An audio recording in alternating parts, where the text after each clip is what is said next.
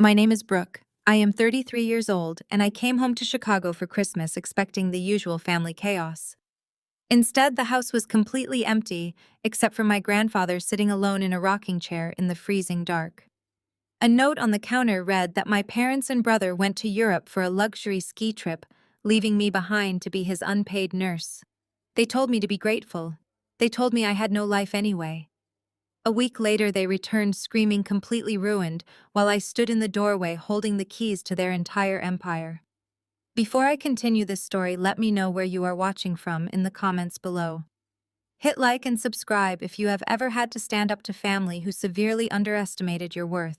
Growing up in the affluent suburbs of Chicago meant maintaining a flawless facade for outsiders. My family ran a highly profitable logistics company, and my parents, Vivian and Charles, made sure everyone in our social circle knew it.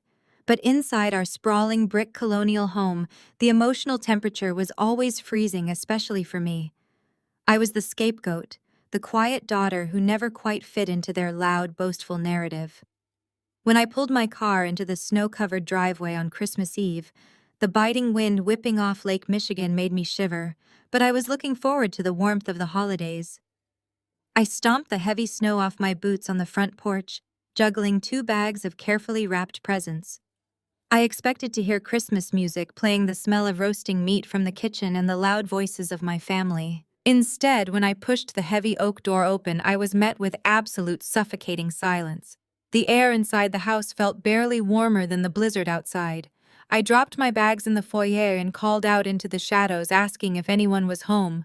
Only the steady ticking of the grandfather clock in the hallway answered me. Confused and already feeling a knot of anxiety tightening in my stomach, I kept my heavy winter coat on and walked toward the kitchen. The house was immaculate, perfectly staged for a magazine cover, but completely devoid of life. On the massive marble kitchen island under the dim light of a single pendant lamp, I found it. A crisp $500 bill was pinned flat under a yellow sticky note covered in my mother Vivian's looping, elegant handwriting. I set my purse down and picked up the paper, reading the words that would ultimately shatter our family forever. Brooke, your father Carter and I got a last-minute deal for a 2-week ski trip in the Swiss Alps. Grandpa Harrison is in the den. Use this money for his groceries and his heart medication. Do not touch the thermostat. Heating oil is expensive. Mom. I stared at the note, reading it 3 times before the reality of the words actually registered in my brain. The utter casualness of the abandonment was breathtaking. They had not just abandoned me on Christmas Eve.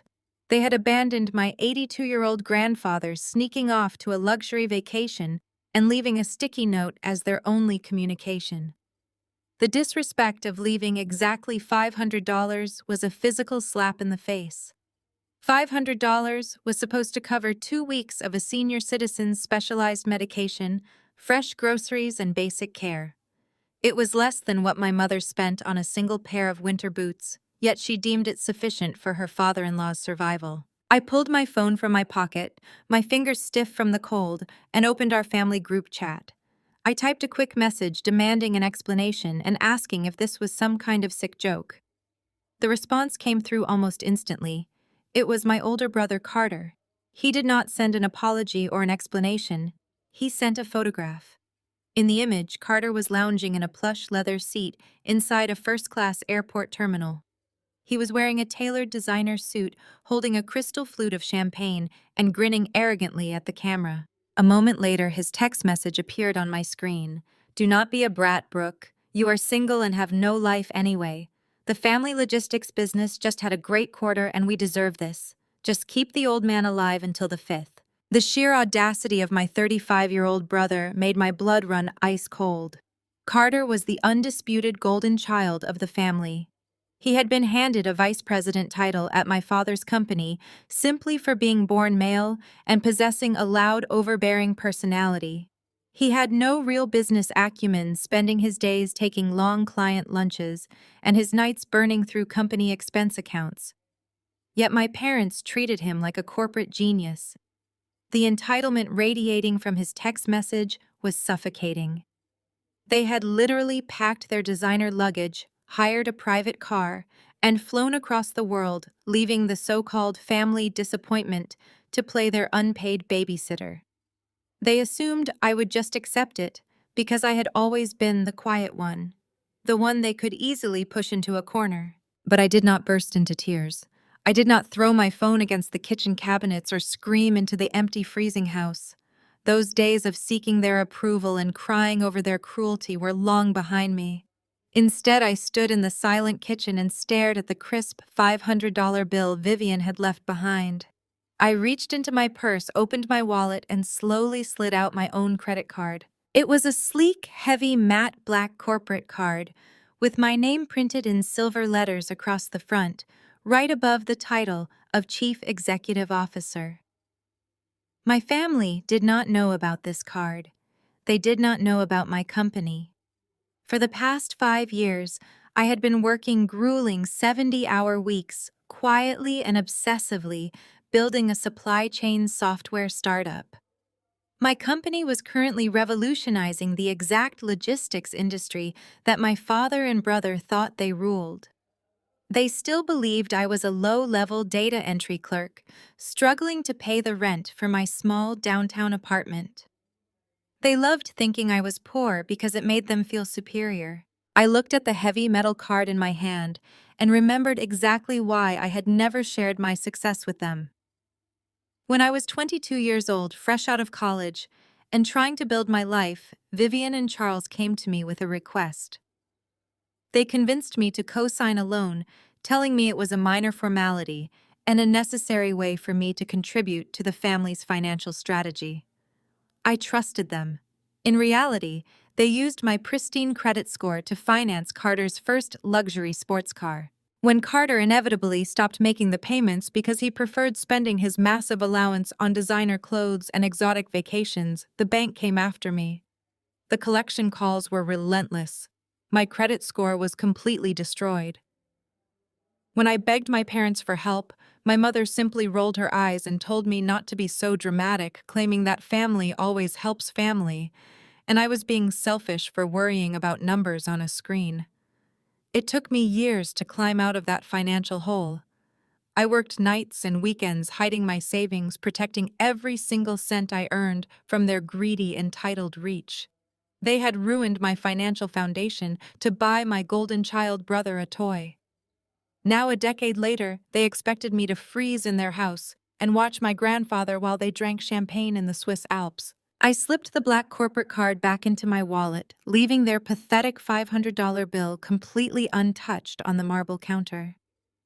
I turned away from the kitchen and began walking down the long, dark hallway toward the den. The house was so unnervingly quiet that I could hear the wooden floorboards creaking softly beneath my winter boots. I braced myself to find Grandpa Harrison, fully expecting to see the confused, frail old man my parents had been describing to everyone for the past 3 years. They had told the entire extended family that Harrison's mind was completely gone. They used his supposed severe dementia as a convenient excuse to strip him of his authority, taking total control over the massive logistics empire he had built from absolutely nothing. They treated him like a burden, a ghost haunting his own home. I turned the corner and stepped into the dimly lit den, completely unprepared for what I was about to find. Grandpa Harrison was not staring blankly at the wall. He was sitting perfectly upright in his leather rocking chair. He casually reached over and clicked off the television with the remote control. When he turned to look at me, his eyes were sharp-focused and entirely lucid. There was no trace of the confusion my parents had endlessly complained about. Beside his rocking chair sat a heavy steel-locked briefcase. "They think my mind is gone," Brooke Harrison said, his voice incredibly cold and steady in the silent room. "They think they have already won. Shall we begin?" I looked at the steel briefcase, then looked at my grandfather's fiercely intelligent eyes. A slow, knowing smile spread across my face as I reached behind me and slid the deadbolt on the front door until it clicked perfectly into place. I nodded my head. "Yes, Grandpa, let us begin." The drive to the Sterling Freight corporate headquarters took less than 20 minutes, but navigating the slick, snow-covered streets of downtown Chicago gave me ample time to strategize. The building was a sleek, modern glass structure that my father loved to show off, a monument to the wealth he claimed to have built, but had actually inherited and subsequently mismanaged. I parked my car in the empty visitor lot, pulling my heavy winter coat tight against the biting wind. I used the emergency spare key my father kept hidden in a magnetic lockbox near the service entrance. As I stepped into the dark, silent lobby, the familiar smell of floor wax and expensive leather hit me. The security desk was completely empty for the holiday. I moved quickly past the reception area and took the executive elevator up to the top floor. The silence in the building was heavy, but my mind was moving at lightning speed. I was no longer the frightened 22-year-old girl begging her parents for financial mercy. I was an auditor, a CEO, and a woman who had finally been given the tools to fight back. I walked straight into my father's corner office. It was a massive room with floor-to-ceiling windows overlooking the city skyline. His desk was an imposing slab of dark walnut meticulously organized. I opened the top right drawer exactly where he said the document would be. Inside sat a single thick manila folder labeled with the name of a prominent international banking institution. I pulled the document out and spread it across the desk. It was several pages long, filled with dense legal jargon and complex financial clauses. At the very bottom of the last page was a bold signature line specifically designating Harrison Vance as the primary guarantor. My father had called it a routine tax extension. It took me exactly 30 seconds of reading the bold print on the second page to confirm it was nothing of the sort. It was a loan guarantor agreement. Charles was attempting to leverage Harrison's personal estate, including his private trusts and the childhood home, to secure an emergency $3 million commercial line of credit. The paperwork was drafted to bypass standard corporate scrutiny by hiding behind my grandfather's pristine lifelong credit history. A cold wave of disgust washed over me. I traced my finger over the signature line. This was their playbook. It was the exact same maneuver they had used on me a decade ago. They drain their own resources, overextend their lifestyle, and then use the clean financial standing of a family member to bail themselves out of the consequences. They had ruined my early 20s for a sports car. Now they were trying to silently mortgage an 82-year-old man's entire life to cover my brother's embezzlement. I did not panic. I opened my purse and pulled out my laptop, booting up my company's proprietary legal analysis software. I snapped high-resolution photos of every page of the document and uploaded them to my secure server. My software immediately began cross-referencing the banking details, the routing numbers, and the specific holding companies listed in the fine print. While the software ran its analysis, my phone vibrated loudly against the walnut desk. It was a text message from my mother. "Did you sign the paper yet? Your father is extremely stressed. Do not ruin our trip by being lazy, Brooke. Carter needs this finalized by tomorrow morning so we can celebrate properly." I stared at the message, the sheer entitlement radiating from the screen. They truly believed I was nothing more than an obedient servant existing only to facilitate their endless greed. I typed back a calculated response. "I am at the office now. The bank document requires a notary seal alongside Grandpa's signature. I cannot just forge it and send it. The bank will reject it." The response from my father was instantaneous. My phone rang, vibrating violently across the desk. I answered it, putting him on speakerphone. "What is the matter with you?" Charles shouted, not bothering with a greeting. "I told you exactly what to do. You just forge the signature and send it to Winston. He will handle the notary stamp on his end. Do not overcomplicate this, Brooke. You have always been completely useless when it comes to business." I kept my voice perfectly level, suppressing the urge to scream. "Dad, I am reading the document. This is not a tax extension. This is a $3 million line of credit secured against Grandpa's personal trust. The bank flagged the account. They require his signature in person. I cannot do it." There was a tense, heavy silence on the line. I could hear the muffled sounds of a luxury restaurant in the background, clinking glasses and soft music. Charles was breathing heavily into the receiver. "You listen to me very carefully," he growled, his voice dropping to a vicious whisper. "Your brother needs that money to secure a massive European contract. If that contract falls through, the company takes a hit. If you do not find a way to get that signature approved, do not bother coming to Sunday dinners ever again. You will be completely cut out of the will. You will get absolutely nothing from this family." I looked at the computer screen. The software analysis had finished. The $3 million line of credit was not going into the Sterling Freight operating account to secure a business contract. The routing numbers matched an offshore holding company registered in Monaco. "I understand, Dad," I said softly. "I will handle it." I hung up the phone and packed up my laptop. The threat of being cut out of the will meant absolutely nothing to me now. I knew the truth. There was no will left to inherit. They had spent it all. I drove back to the childhood home through the worsening blizzard. When I walked back into the den, Harrison was still sitting by the fire reviewing his ledgers. I set my laptop on the table between us and turned the screen toward him. "It is a $3 million loan secured against your personal estate," I told him, watching his eyes narrow as he read the screen. "But it is not for the business. They are routing the money to an offshore holding company in Monaco. Carter is not securing a European contract.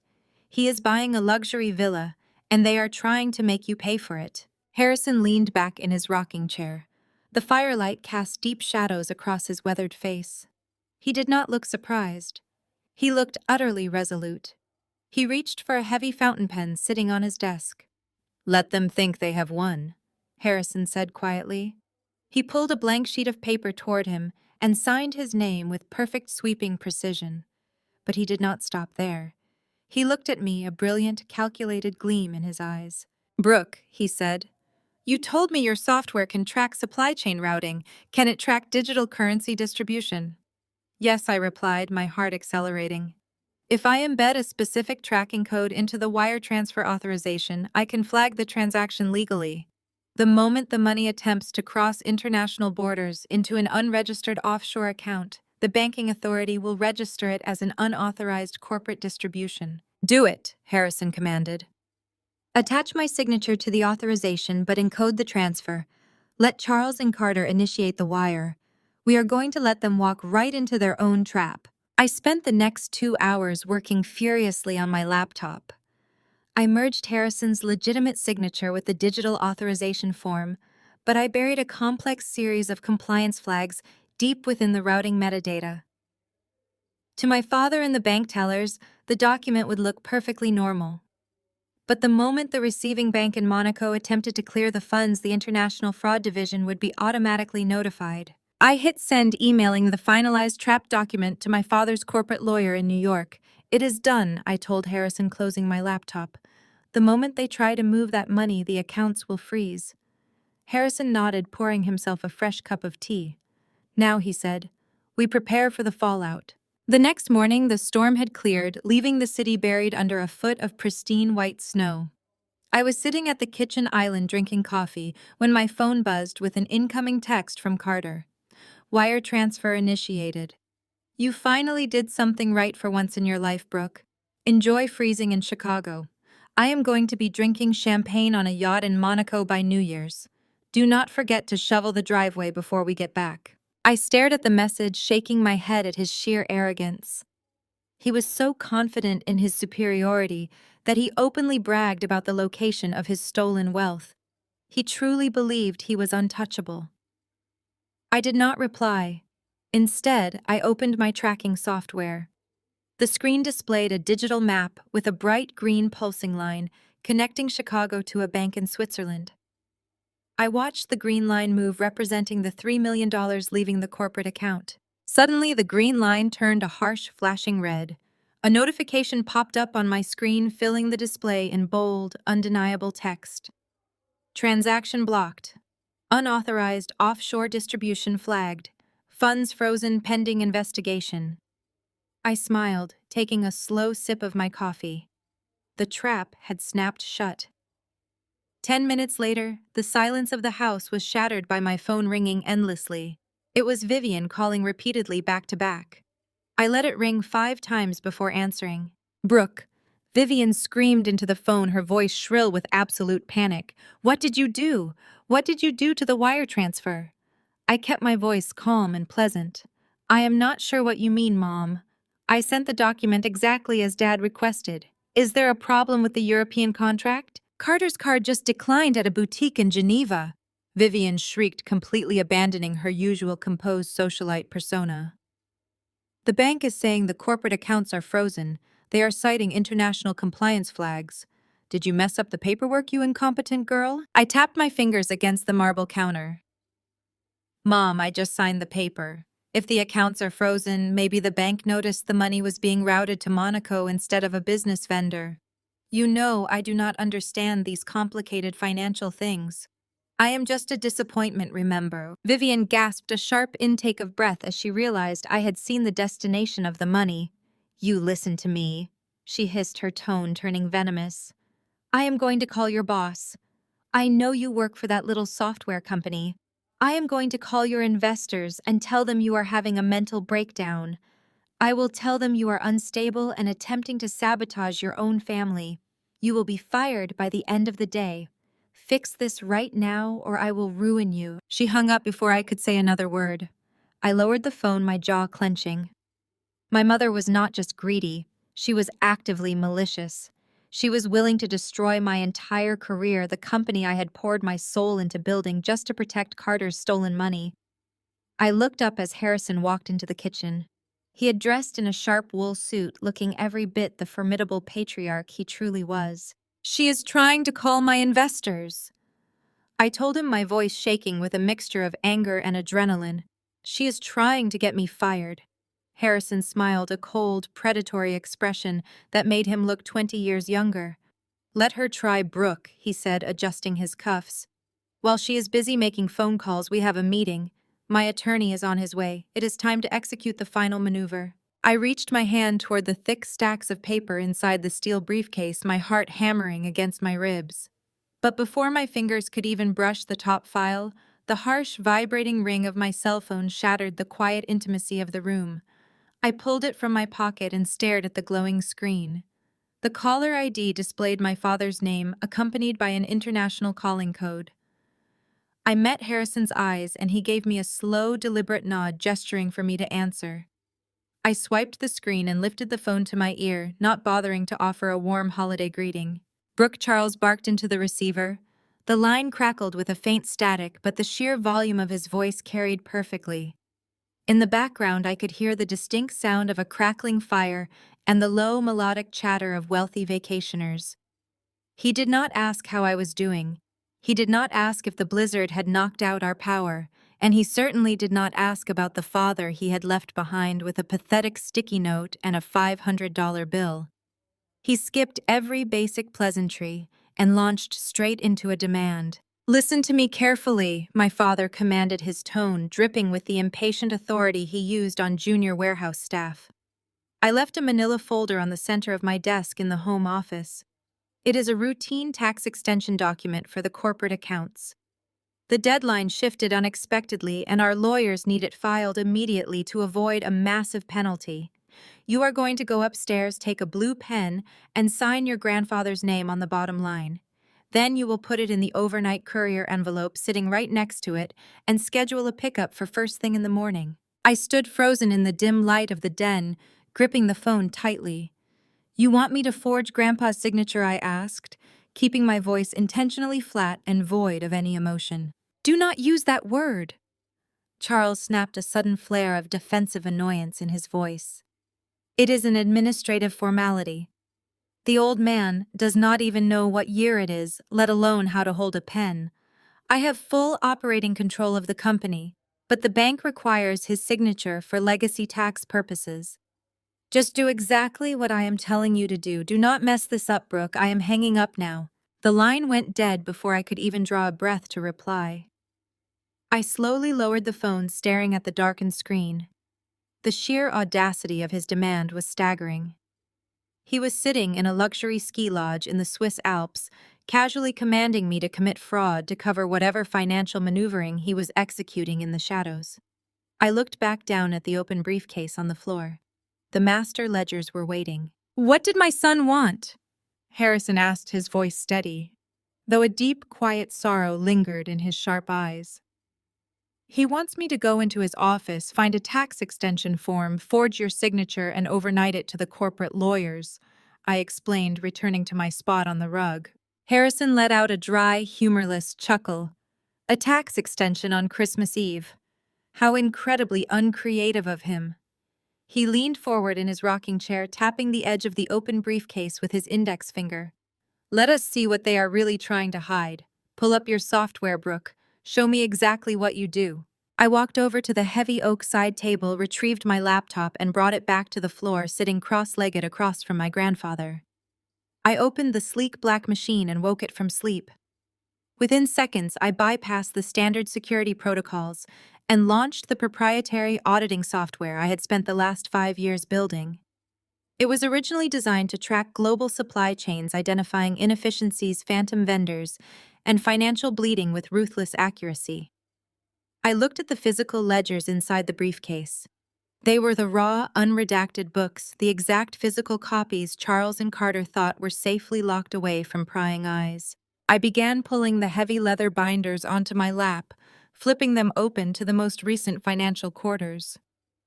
My fingers flew across the keyboard as I inputted the primary account numbers, vendor identifications, and routing codes listed on the yellowed pages. My software instantly connected the physical numbers to the digital footprints left behind in the public and semi-private financial domains. The screen filled with scrolling data, parsing through thousands of transactions in a matter of seconds. It was a beautiful and devastating cascade of truth. The deeper the software dug into the accounts, the more the grand illusion of the sterling freight empire completely disintegrated. My brother had just texted me hours ago, bragging that the family business had experienced a great quarter. He claimed they deserved their extravagant European vacation, mocking my supposed lack of a life. But the numbers scrolling across my screen told a violently different story, a story of pure, unchecked gluttony. Grandpa, I whispered, the color draining from my face as I stared at the data visualization forming on my monitor. The company is not having a great quarter. It is not even breaking even. Harrison remained perfectly still, his aged hands resting firmly on the armrests of his chair. Tell me exactly what you see. It is hemorrhaging cash, I said, tracing a line of red numbers cascading down the screen. They are completely bankrupting the operating accounts to sustain themselves. Look at these vendor payments. I turned the laptop slightly so he could clearly see the illuminated screen. Carter has set up at least a dozen phantom vendors. They are all limited liability companies registered in Delaware and Nevada with no actual physical warehouse addresses or transportation fleets. The company is paying millions of dollars for logistical consulting, fleet maintenance, and warehouse upgrades that simply do not actually exist. The money is flowing straight out of the corporate accounts and directly into private untraceable holding funds. I clicked on one of the largest holding funds, running a quick asset search to track the final destination of the stolen capital. This holding fund just purchased a fleet of exotic cars. This one covers private jet charters. Another one is paying the mortgage on Carter's downtown penthouse and covering massive monthly credit card bills from luxury retailers. My stomach churned with a sickening mixture of rage and overwhelming vindication. I had spent years being called the family disappointment, the useless daughter who could not comprehend basic business. Meanwhile, the golden boy was systematically bleeding a 50-year-old logistics empire completely dry to fund his arrogant, lavish lifestyle, and my father was either entirely blind to it or actively participating. Harrison looked at the screen, his face a mask of cold granite. He had spent his entire life building those warehouses, buying those trucks, securing those trade routes. To see his legacy carved up and devoured by his own son and grandson was a profound betrayal, yet he did not look broken. He looked like a general surveying a battlefield, calculating his exact next move. Charles called you to sign a document, Harrison said quietly, his eyes lifting from the screen to meet mine. Go upstairs to his office. Bring that document down here. We need to know exactly what kind of rope they are trying to hang us with. I nodded, closing the physical ledger and setting my laptop on the coffee table. I left the den and walked up the grand sweeping staircase to the second floor. The childhood home had always felt more like a museum than a place to live, and my father's home office was the ultimate exhibit of his towering ego. I pushed open the heavy mahogany doors and stepped inside. The room smelled strongly of expensive leather and stale cigar smoke, a scent that immediately brought back a flood of childhood memories where I was told to stay quiet and out of the way. The walls were lined with custom floor-to-ceiling bookshelves holding matching leather-bound volumes I knew he had never actually read. Behind his massive desk hung an oversized, custom-framed portrait of himself and Carter, shaking hands on a prestigious golf course. My mother had commissioned it last year to celebrate Carter being named vice president.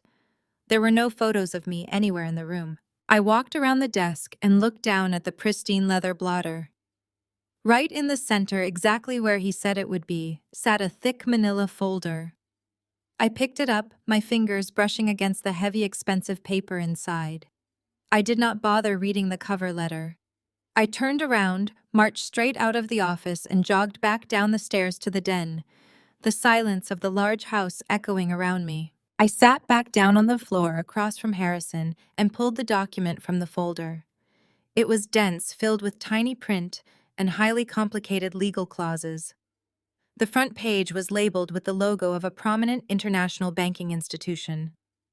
I grabbed my laptop, opened my company's legal analysis application, and used my phone to scan every single page of the physical document, uploading the high-resolution images directly into the system. My father claimed this was a routine tax extension.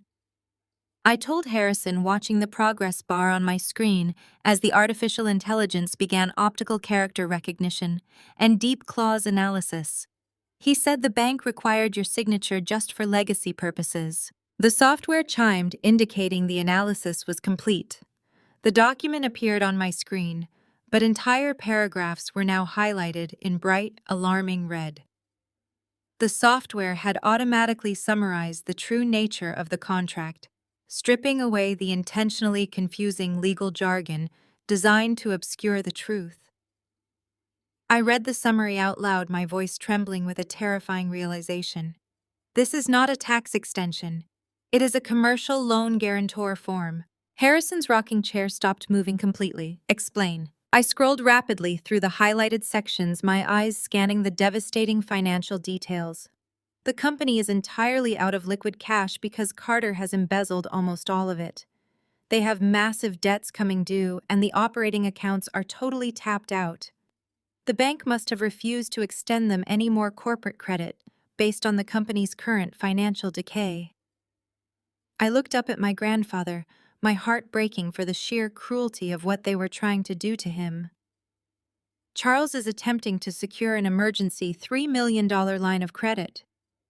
But because the business cannot secure the loan, he structured the contract to bypass the corporate accounts entirely. He is attempting to leverage your personal estate. Harrison's eyes narrowed into dangerous slits. My personal estate. Yes, I confirmed reading the specific asset clauses listed in the fine print. Your private trusts, your investment portfolios, and the deed to this exact house. He drafted the paperwork to use your lifelong, pristine credit history as the absolute guarantor for the $3 million. If you sign this paper, you are personally accepting the debt for all of the money Carter stole. If the company defaults, and based on these ledgers, they will absolutely default within months, the bank will seize your private accounts. They will take your home. They will leave you with absolutely nothing. The silence in the den was absolute, save for the quiet crackling of the fire in the hearth. My father and brother were not just stealing from the business, they were actively plotting to sacrifice an 82-year-old man to save themselves from prison and total financial ruin. They assumed Harrison was too far gone into dementia to understand what he was signing. They assumed I was too stupid and obedient to question the paperwork. They thought they had orchestrated the perfect, victimless crime, leaving the two family outcasts to shoulder the entire burden of their bottomless greed. I looked at the signature line on the final page of the physical document. It was blank, waiting for me to commit the forgery that would seal my grandfather's financial execution. I felt a massive surge of protective fury rising in my chest, a fierce, burning need to dismantle every single thing my father and brother loved. They had pushed me aside my entire life, but they had fundamentally miscalculated. They had left the keys to their destruction in the hands of the one person who knew exactly how to use them.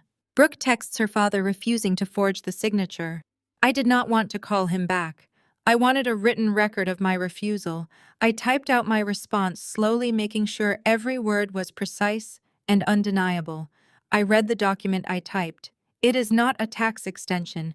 It is a $3 million commercial line of credit secured against Grandpa Harrison's personal estate.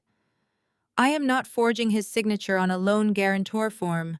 Do not ask me to commit bank fraud again. I hit send and placed the phone face up on the polished oak coffee table. The soft glow of the screen illuminated the dark wood. I looked over at my grandfather. He was watching me with an expression of quiet pride, his hands resting on the arms of his leather rocking chair. We did not have to wait long. Less than 30 seconds after the message was marked as delivered, the phone began to vibrate violently against the table. The caller ID flashed brightly in the dim den. It was not my father. It was my mother. Vivian had a very specific way of handling family crises. Charles was the blunt instrument using volume and authority to force compliance. My mother, however, preferred emotional warfare. She weaponized guilt-twisting reality until you felt like a terrible person for simply protecting yourself. I reached for the phone, swiped to answer, and immediately tapped the speakerphone button. I wanted Harrison to hear exactly how they spoke to me when they thought no one else was listening. Brooke Elizabeth. My mother hissed, her voice echoing shrilly in the quiet room. What is wrong with you? Your father is practically having a heart attack in the middle of the hotel lobby. I am fine, Mom, I said, keeping my tone perfectly neutral. And I am not signing that bank document. You have always been so incredibly selfish, Vivian snapped. The utter venom in her voice made me wince instinctively, a reflex from decades of enduring her sharp tongue.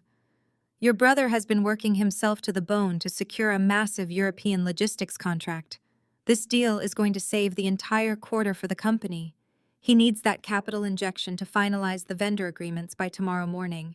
We trusted you to handle one simple administrative task, while we took a much-needed break, and instead, you are trying to sabotage your own brother out of petty jealousy. I glanced at Harrison.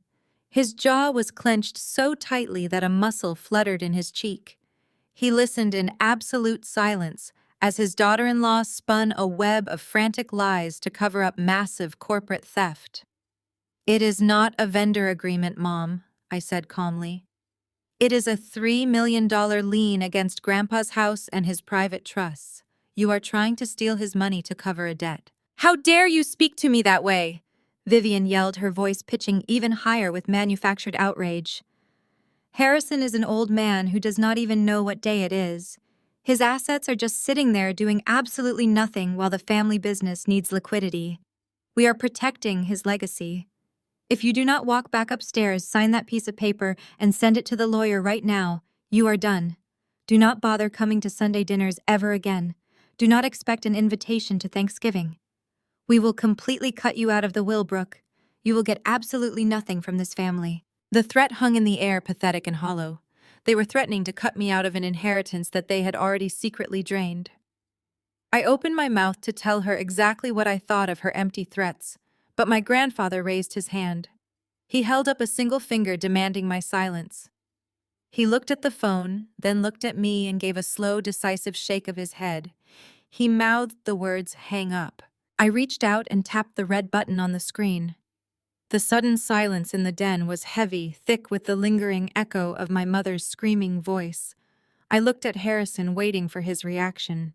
He did not look angry. He looked profoundly disappointed, a deep, weary sorrow settling over his features. "Let them think they have won," Harrison said quietly. His voice was no louder than the crackling fire in the hearth, but it carried absolute authority. "Grandpa, I cannot forge your signature," I said softly. "I will not let them take your home." "I am not asking you to forge anything," he replied. He leaned forward, reaching across the table to pick up the heavy fountain pen sitting next to the open manila folder. "If we simply refuse, Charles will just find another way. He will hire someone to forge it, or he will bribe a notary, or he will manipulate the board into seizing the assets. If we block the door, they will just break a window. We need to let them walk right into the house so we can lock them inside." Harrison pulled the dense legal contract toward him. He flattened the final page against the table, pressing his hand firmly over the paper to smooth out the creases. He uncapped the fountain pen, and with steady, deliberate strokes, he signed his full legal name on the guarantor line. The signature was flawless, identical to the thousands of times he had signed it over his 50-year career. He pushed the document back across the table toward me. I stared at his bold signature, a feeling of deep unease washing over me. "I do not understand," I said. "You just gave them exactly what they want. You just handed them the $3 million. "No," Harrison said, a fierce, calculating light returning to his eyes. "I handed them the bait. Now you are going to build the trap." He pointed at my laptop. "You told me your software can track anything in a supply chain," he said. "You told me it follows the money across borders, identifying phantom accounts and compliance failures. Can you put a tracker on this specific transaction?" I looked from the signed paper to my computer screen. My mind started racing, piecing together the technical possibilities. The bank required the signed document to be scanned and uploaded through their secure commercial portal.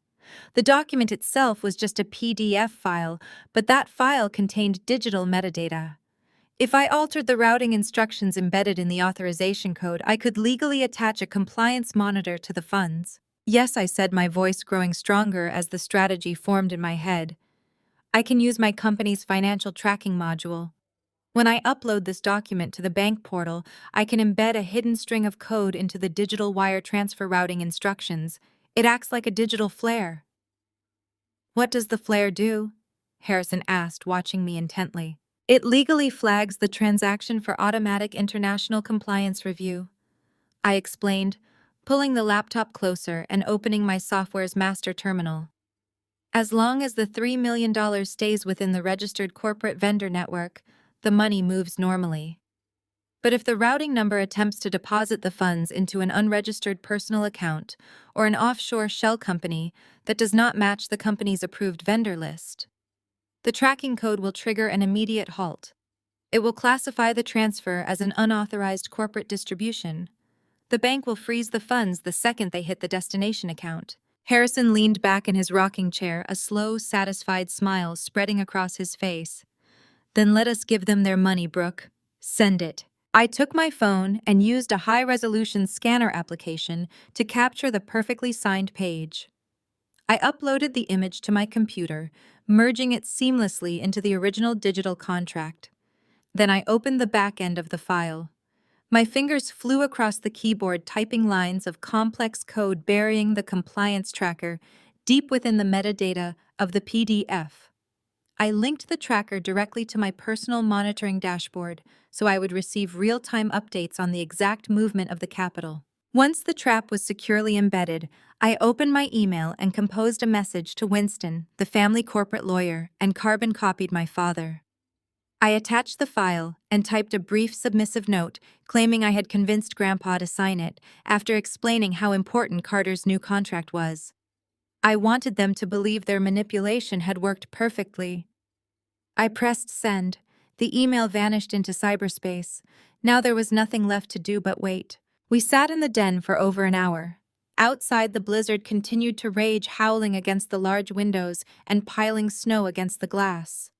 Inside, the only light came from the fire and the glow of my computer screen. I kept my eyes locked on the monitoring dashboard. The silence was agonizing. I knew my father and brother were likely sitting in their luxury hotel suite in Switzerland, frantically refreshing their email, waiting for the authorization to clear so they could execute their theft. Suddenly, a soft chime emanated from my laptop speakers.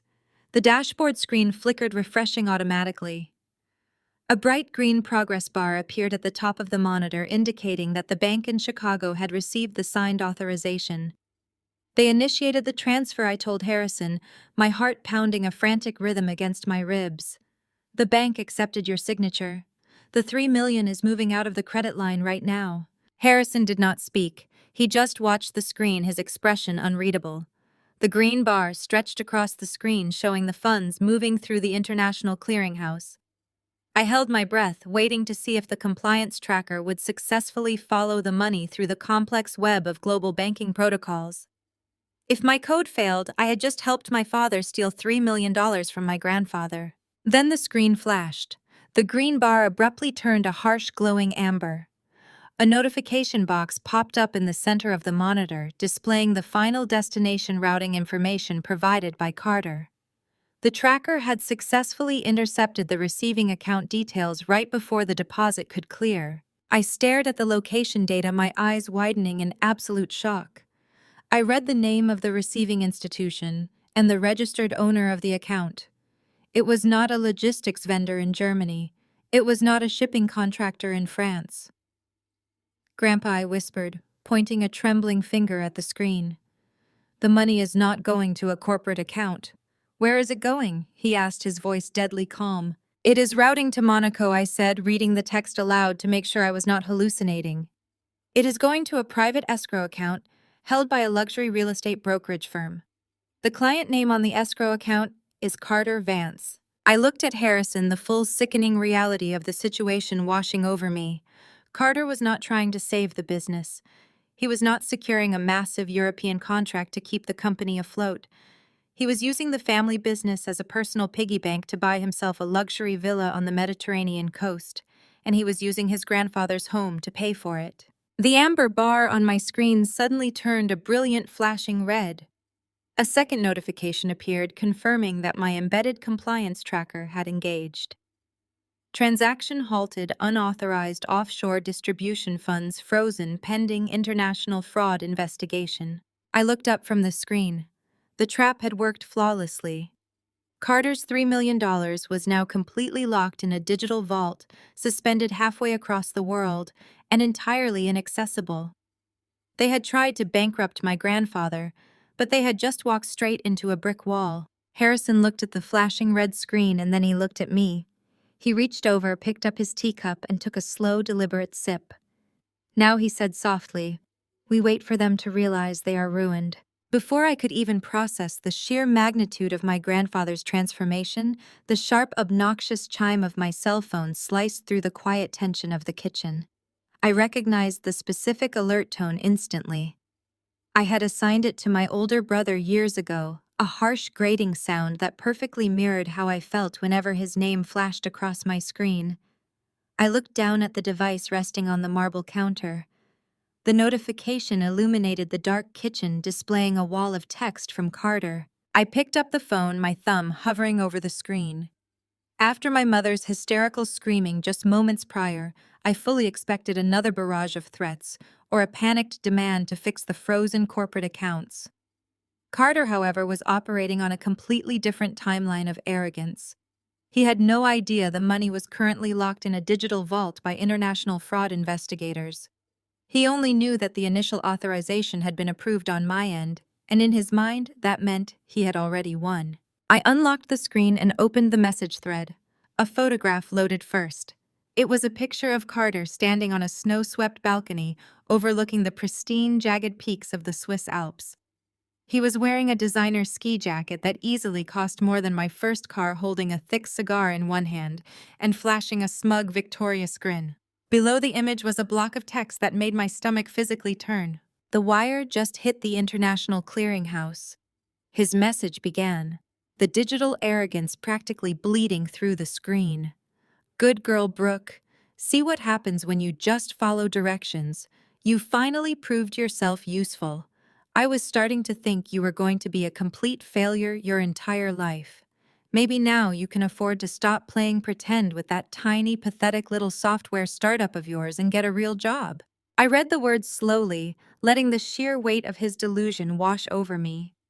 My software startup, the one he was currently mocking, was the exact entity that had just trapped his stolen $3 million in a web of compliance flags. He was bragging from a balcony in Europe, entirely unaware that the floor had completely dropped out from underneath him. But the text message did not end there. Carter was not satisfied with simply gloating.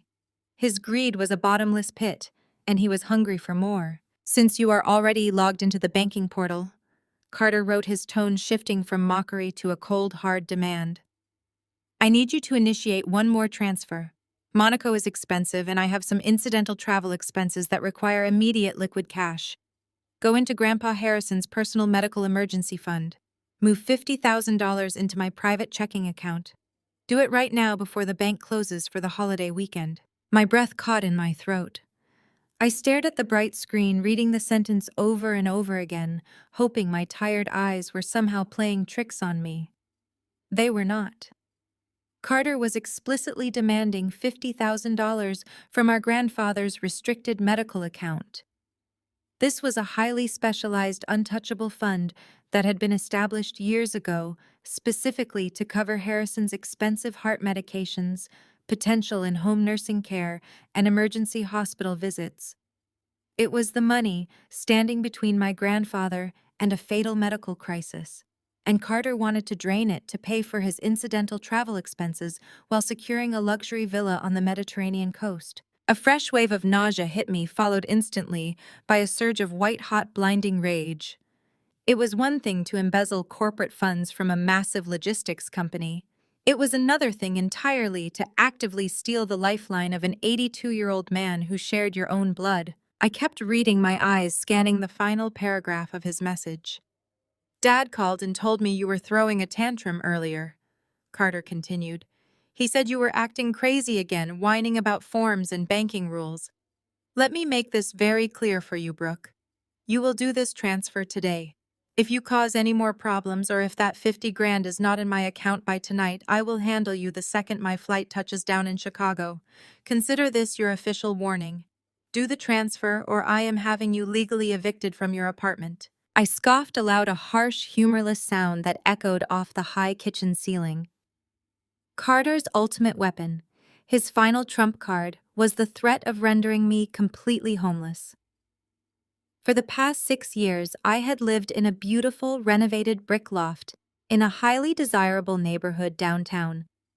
What Carter and my father firmly believed was that the family logistics empire still owned the entire building.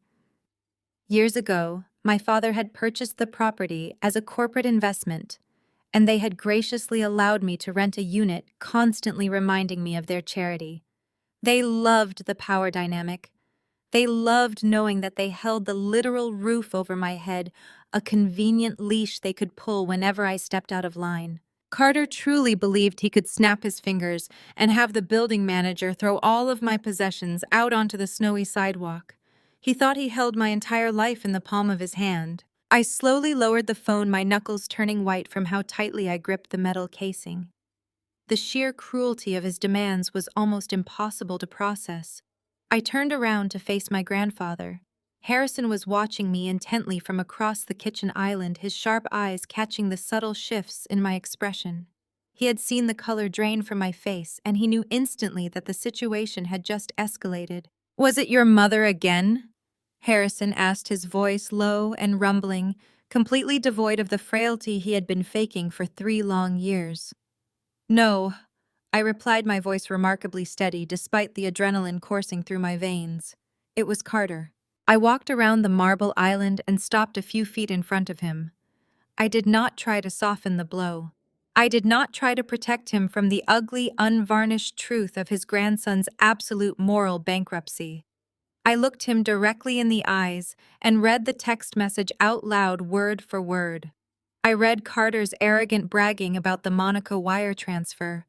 I read his cruel dismissal of my career. And then I read the demand to drain $50,000 from the medical emergency fund to cover luxury travel expenses. I finished by reading the threat to evict me from my home. The silence that followed was absolute. Outside, the wind howled against the thick glass of the kitchen windows, a fierce, freezing gale that rattled the heavy wooden frames. Inside, the air felt heavy, charged with a dangerous electric tension. Harrison did not shout. He did not curse or slam his fist against the counter. His reaction was far more terrifying. His face settled into a mask of pure, unyielding stone. The deep lines around his mouth tightened, and his eyes grew dark, resembling chips of black flint. The quiet sorrow I had seen in his expression earlier was completely gone, entirely burned away by a cold, calculating wrath. The man standing before me was no longer a disappointed grandfather. He was the ruthless, brilliant architect of a shipping empire, a man who had destroyed ruthless competitors and survived decades of cutthroat corporate warfare. "He wants my heart medication money," Harrison stated quietly, his tone dangerously soft. He wants to drain the very account keeping me alive so he can buy champagne in Monaco. Yes, I confirmed, holding my phone tightly. And he is threatening to throw me out onto the street if I refuse to facilitate the theft. Harrison reached out and gently placed his weathered hand over mine, pushing the phone down until it rested flat against the marble counter. "Do not reply," he commanded, his voice perfectly even. "Let him sit in his delusion. Let him believe the money is coming. We are going to give him enough rope to hang himself 10 times over." I nodded, feeling a deep, powerful sense of alignment with my grandfather. We were standing on the exact same battleground now. "He thinks he can evict me," I said, a slow, dark smile creeping across my face. "He still thinks the operating company owns my apartment building. He has absolutely no idea what I have been doing for the past 5 years." Harrison matched my smile, a glimmer of genuine pride shining through his anger. "Ignorance is their greatest weakness, Brooke. They have spent a lifetime underestimating you. They have spent years treating you like a servant, assuming you would simply fold under their pressure. They have never bothered to look beneath the surface to see the woman you have actually become." He turned away from the counter and looked toward the grand foyer at the front of the house. The grandfather clock in the hallway began to chime, signaling the top of the hour.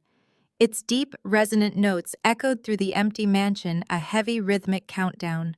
"Winston will be here shortly," Harrison said, smoothing the lapels of his wool suit jacket. "When he arrives, we are going to restructure this entire empire. Carter wants to play with real estate. We are going to show him exactly how that game is played. Gather your documents, Brooke. The waiting is over." I did not reply to Carter. I swiped his message away and set the phone face down on the cold marble of the kitchen island. Harrison was right. Let them steep in their own arrogant delusion for just a little while longer. I took a steadying breath, feeling the cold anger settle into a hard, focused calm in the pit of my stomach. I turned back to the den, retrieving my laptop from the coffee table where the red warning banner was still pulsing brightly. I carried it back to the island, opening a new browser tab alongside my proprietary tracking software. Carter's threat to evict me from my apartment building had been meant to terrify me, to put me back in my designated place as the helpless, dependent daughter. But something about the phrasing nagged at my mind. My father and brother were fundamentally greedy men. They did not hold on to assets out of sentimentality. If they were bankrupting the primary logistics company to fund their private lifestyles, it stood to reason that they had squeezed every other available stone for liquid capital. I accessed the county assessor's public commercial property database.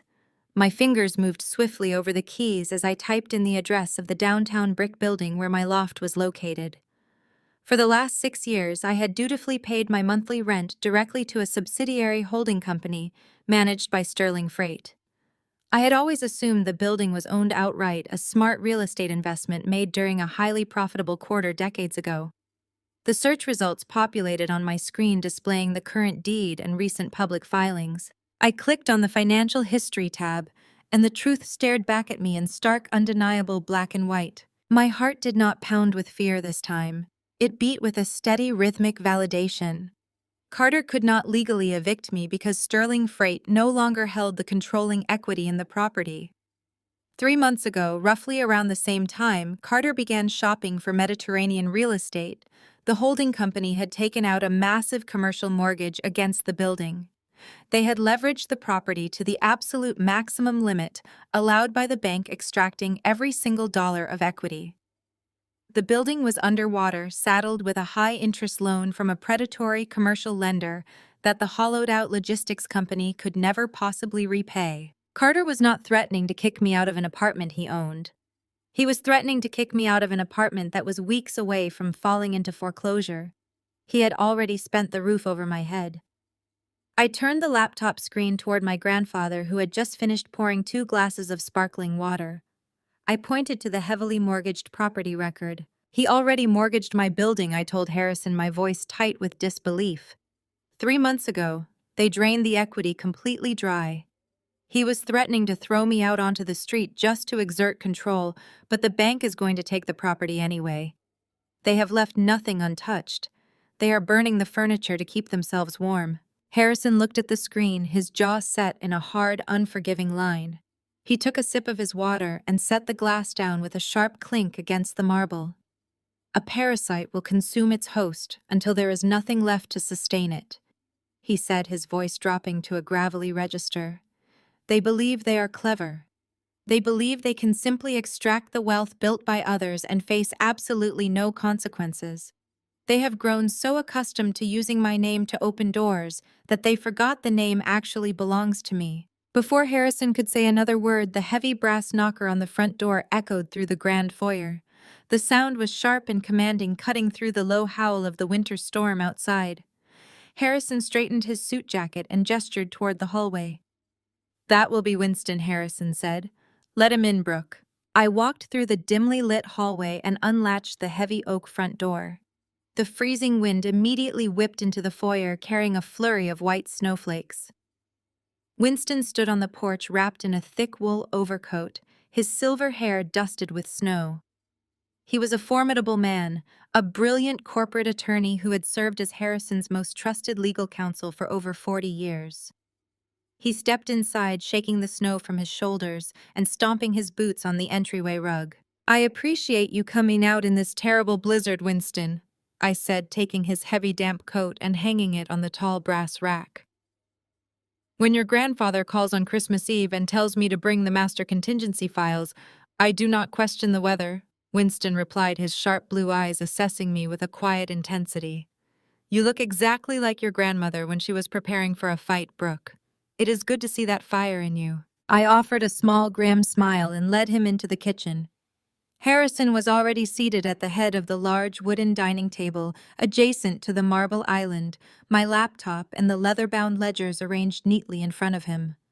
Winston walked over and firmly shook my grandfather's hand. "Harrison," Winston said, taking a seat across the table and opening his leather briefcase with a sharp click. "You sounded urgent on the phone. What exactly is happening with Charles and the company accounts?" Harrison looked at his old friend, a grim shadow passing over his face. "Charles and Carter have spent the last 3 years dismantling the company. They have set up phantom logistics vendors, drained the operating capital, and secretly mortgaged our commercial real estate. Tonight, they attempted to leverage my personal estate to secure a $3 million line of credit to purchase a luxury villa in Monaco." Winston stopped moving. His hands hovered over his legal pads, his expression turning to one of absolute professional shock. "They tried to leverage your personal estate. That requires your direct physical signature. The bank would never clear a transfer of that magnitude to a foreign luxury asset without stringent verification protocols. They demanded that Brooke forge my signature on the guarantor forms," Harrison explained calmly. "They believed she would comply out of fear, and they believed I was too incompetent to understand the theft." Winston turned his sharp gaze toward me, his brow furrowed in deep concern. "Brooke, please tell me you did not sign those documents. If you committed fraud on their behalf, it complicates our legal standing immensely." "I did not forge anything," I assured him, pulling out a chair and sitting down next to my laptop. "Grandpa signed the authorization himself." Winston looked completely baffled. He stared at Harrison as if the older man had suddenly lost his mind. "You willingly signed away $3 million to a corrupt offshore escrow account, Harrison. Why would you simply hand them the capital?" "He did not hand them the capital," I interjected, turning my laptop screen toward him. "The transaction is halted," Winston noted, reading the bold red text on the screen. "Exactly," I said with a very slow, grim smile. "Because Grandpa's signature was attached to a personal trust, and the destination was a foreign luxury asset, the entire $3 million is instantly frozen under suspicion of money laundering." Winston sat perfectly still for a long moment, his eyes shifting from the glowing computer monitor to Harrison and then finally to me.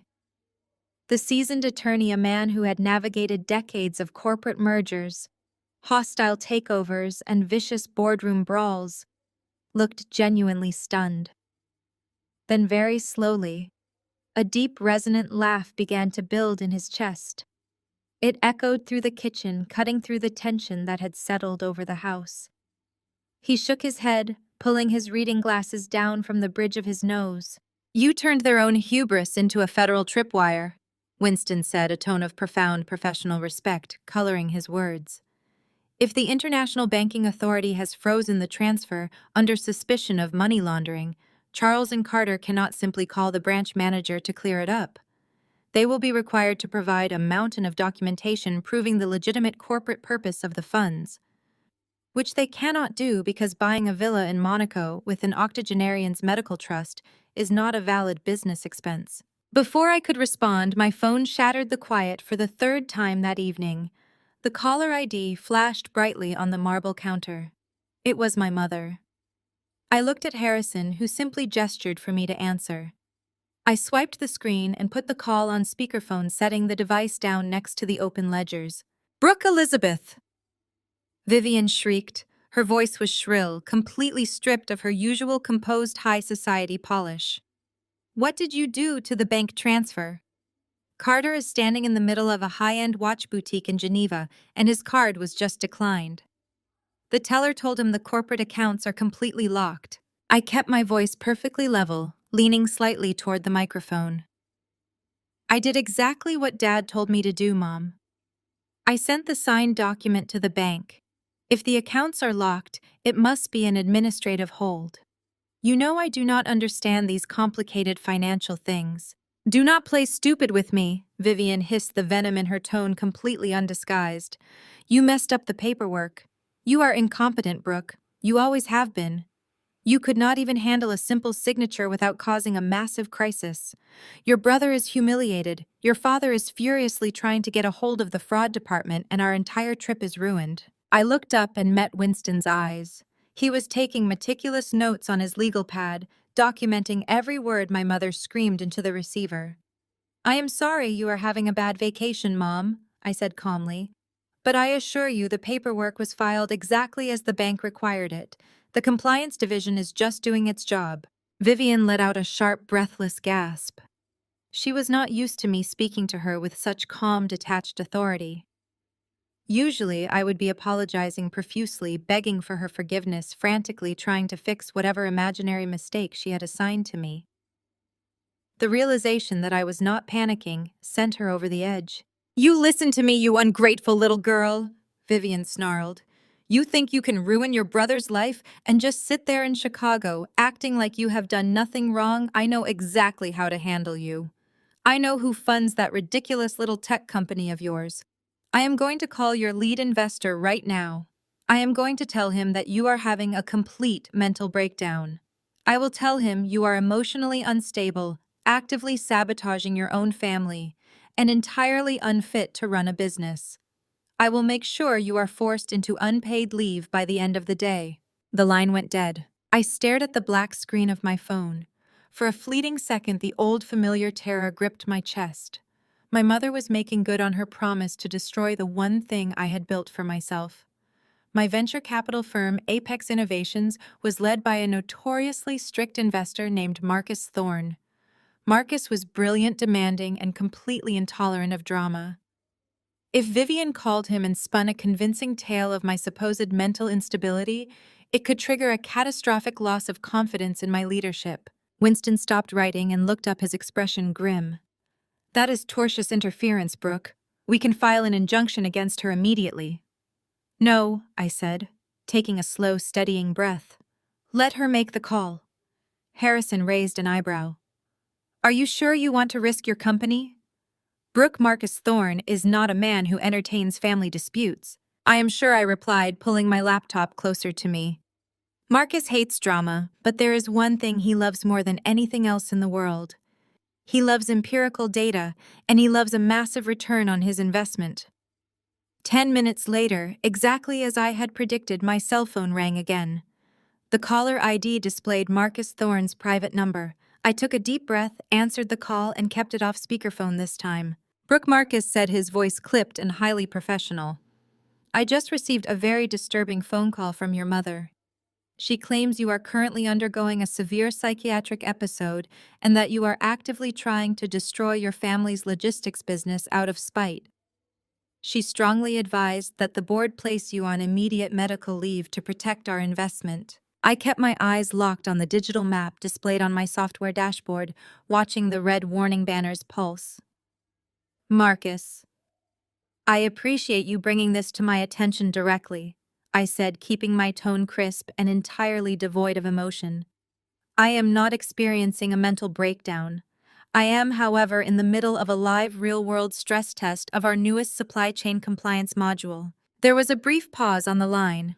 Marcus was a man who valued absolute efficiency, and my response had clearly caught him off guard. A stress test, he repeated. Yes, I said. Are you near your computer? I would like to share my screen with you. It is much easier to show you the data than to explain it. I heard the sound of a keyboard clacking in the background. Send the link, he instructed. I quickly generated a secure screen sharing link from my software and emailed it to him. Within seconds, a notification popped up showing that Marcus had joined the secure viewing session. He was now looking at the exact same dashboard I was seeing in the kitchen. What am I looking at? Brooke, Marcus asked, his tone shifting from concerned investor to curious analyst. You are looking at a live interception of a fraudulent offshore wire transfer, I explained, my fingers moving across the trackpad to highlight the specific routing data. My family's logistics company, Sterling Freight, has been experiencing massive internal embezzlement. The executives, my father and brother, attempted to secure a $3 million line of credit by fraudulently leveraging my grandfather's personal estate. They intended to route the money out of the corporate operating account and into a private escrow fund in Monaco to purchase luxury real estate. I heard a sharp intake of breath over the phone. Marcus was completely silent for a moment. Then his entire tone changed. He was so incredibly impressed by the real-world application that he immediately offered to double my overall funding right now. I disconnected the call with Marcus, letting the silence of the kitchen wash over the space where my mother's shrill threats had just been echoing. I looked at the dark screen of my phone, feeling a profound sense of validation settling into my bones. For years, Vivian and Carter had treated my software company as a cute little hobby, a pathetic distraction that kept me out of their way.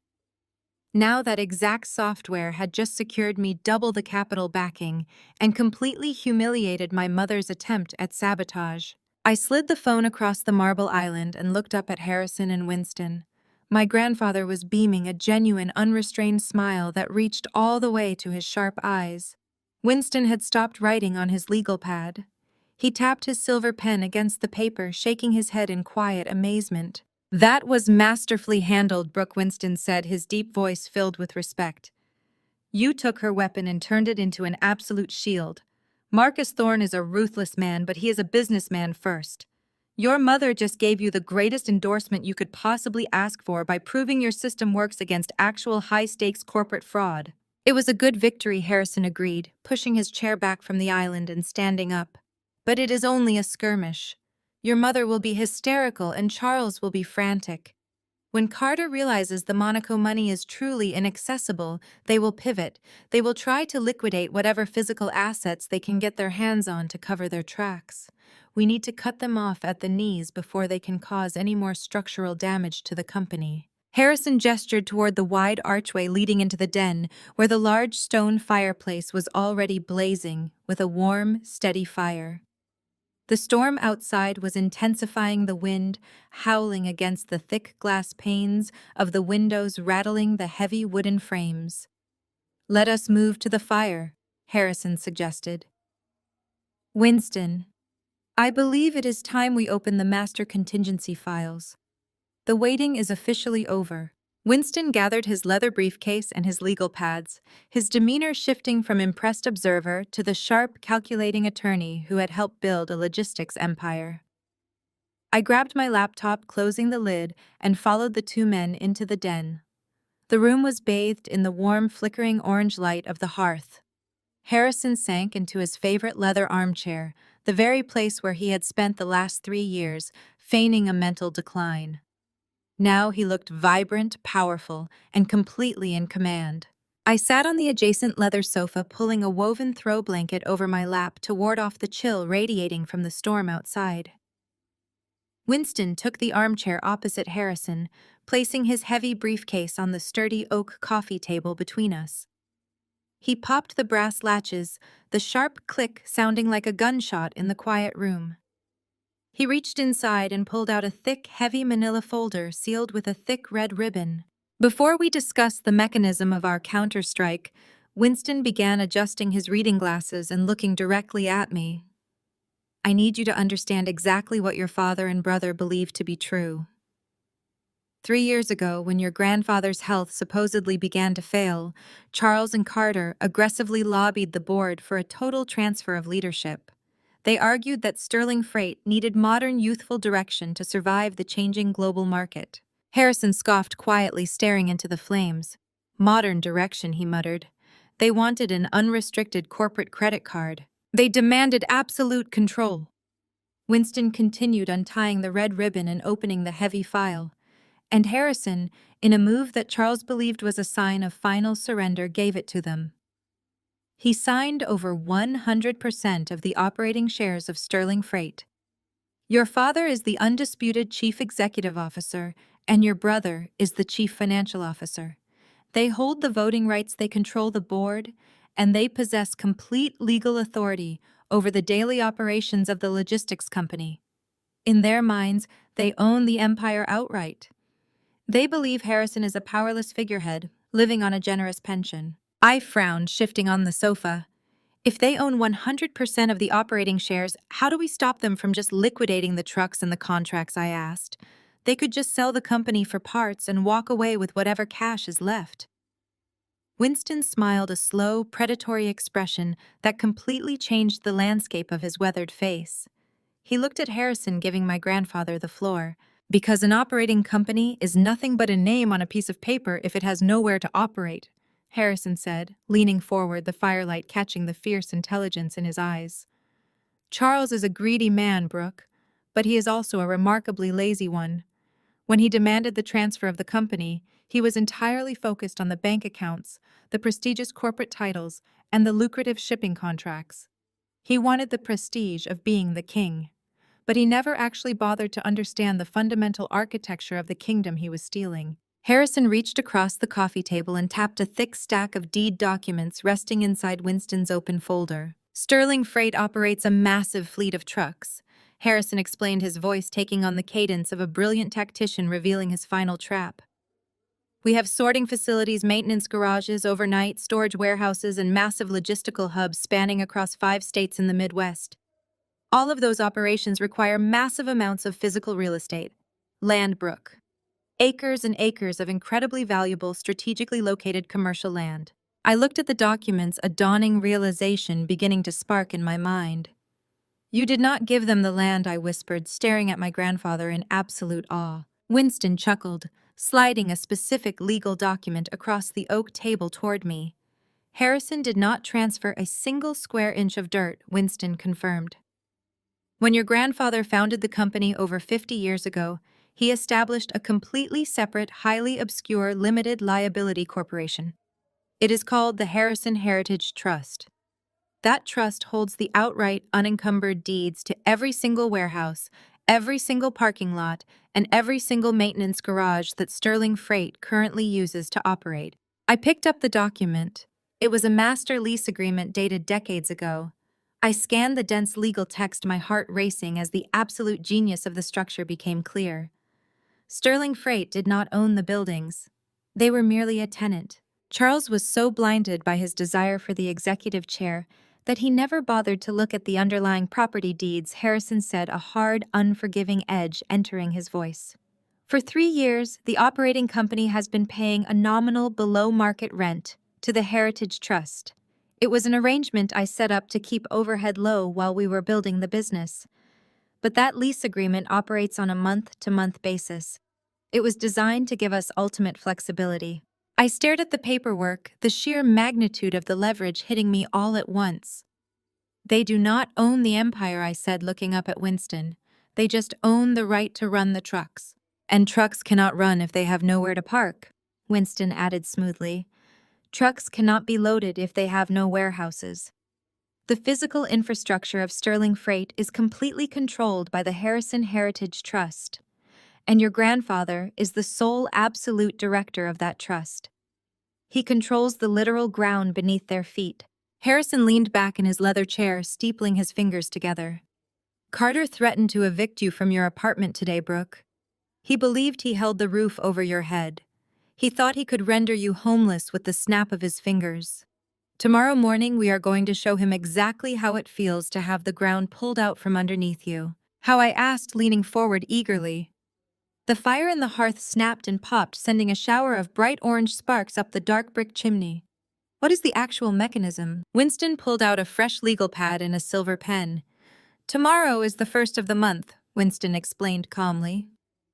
According to the terms of the month-to-month master lease agreement, the landlord has the absolute right to adjust the rental rates with immediate effect, provided there is a demonstrated change in market value or a breach of operational covenants.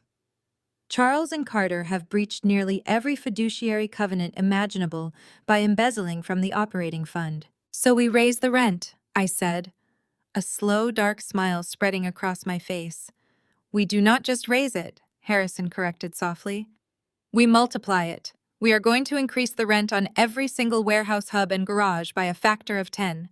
It will be an immediate, legally binding, and utterly astronomical expense applied directly to the operating company. Sterling Freight is completely hollowed out, I pointed out, remembering the bleak financial projections I had seen on my software. Charles has drained the operating capital to fund Carter's lifestyle. They barely have enough liquid cash to make payroll next week. They will never be able to afford a rent increase of that magnitude. Exactly, Winston said, writing a few lines on his pad with deliberate, heavy strokes.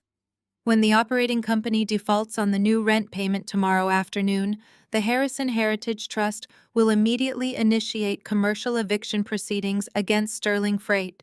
We will legally lock them out of every single building they currently occupy. Their trucks will be stranded on the highway. Their cargo will be sitting on the tarmac. The entire logistical network will grind to an absolute immediate halt. They will lose the company, I whispered, realizing the absolute finality of the trap. They already lost the company the moment they decided to steal from it, Harrison said, his voice hard and resolute. Tomorrow we are simply turning off the lights. When the board of directors sees that Charles and Carter have defaulted on the leases and crippled the entire shipping network, they will have a fiduciary duty to step in. The board will be forced to vote for an immediate vote of no confidence. They will strip Charles of his title, fire Carter for cause, and demand a complete forensic audit of the accounts. And when they do the audit, I added, my mind racing ahead to the inevitable conclusion. They will find the offshore transfers. They will find the phantom logistics vendors. They will find the money Carter tried to move to Monaco. Winston nodded, tapping his pen against the desk. It will go from a civil eviction to a federal criminal investigation within 48 hours. Your father and brother will not just lose their jobs, they will be facing massive corporate fraud charges. They thought they were playing a game of checkers, pushing pieces around a board they owned, but Harrison has been playing chess for 50 years. Harrison looked at me, the warmth returning to his weathered face. I built this company with my own 2 hands, Brooke. I laid every brick, signed every contract, and sacrificed everything to create a legacy. I will not allow 2 greedy, entitled fools to burn it to the ground. But I cannot run it forever. Tomorrow, when the board removes Charles, they will need an interim executive to step in and stabilize the shipping routes. They will need someone who understands supply chain compliance, digital tracking, and modern logistical software. I stopped breathing for a fraction of a second. The weight of his words settled over the quiet room. You want me to take over Sterling Freight? I do not want you to take it over, Harrison corrected gently. I want you to rebuild it. You have spent the last 5 years creating the exact technology this company needs to survive the next century. You have proven yourself to be brilliant, resilient, and utterly incorruptible. Tomorrow, we are going to walk into the executive boardroom together. We are going to drop the eviction notices on the table, and we are going to take back our family's legacy. Are you ready for a fight, Brooke? I looked at the blazing fire, feeling the heat warming my face. I thought of every dismissal, every cruel remark, and every moment I had been made to feel small by the men in my family. I turned back to my grandfather, my posture perfectly straight. I have been ready my entire life. Winston nodded, a look of profound satisfaction settling across his features. He reached deep into his leather briefcase and retrieved a second manila envelope much thicker than the first. He placed it on the oak coffee table and smoothed his hand over the heavy paper before opening the flap. The firelight danced across the thick stacks of legal documents as he began to slide them out, arranging them in three distinct, perfectly aligned piles in front of my grandfather. "This is the architecture of our counter-strike," Winston said, his voice dropping into a solemn, formal register. "Charles and Carter have spent years attempting to outsmart you, Harrison. Tonight, we solidify the fact that they were never even playing the same game." Winston tapped the first stack of papers with his silver pen. "This is the deed of transfer for the Harrison Heritage Trust," he explained, looking between the two of us. "As of tonight, Harrison is stepping down as the sole director. He is executing a complete, irrevocable transfer of 100% of the ownership, voting rights, and administrative control of the Real Estate Limited Liability Company." He slid the paperwork across the polished wood until it rested directly in front of me. "He is transferring it to you," Brooke Winston stated clearly. "Upon the execution of these documents, you will be the absolute, undisputed owner of the ground Sterling Freight operates on. You will be their landlord. You will dictate the terms of their survival." I stared at the thick stack of paper, my breath catching in my throat.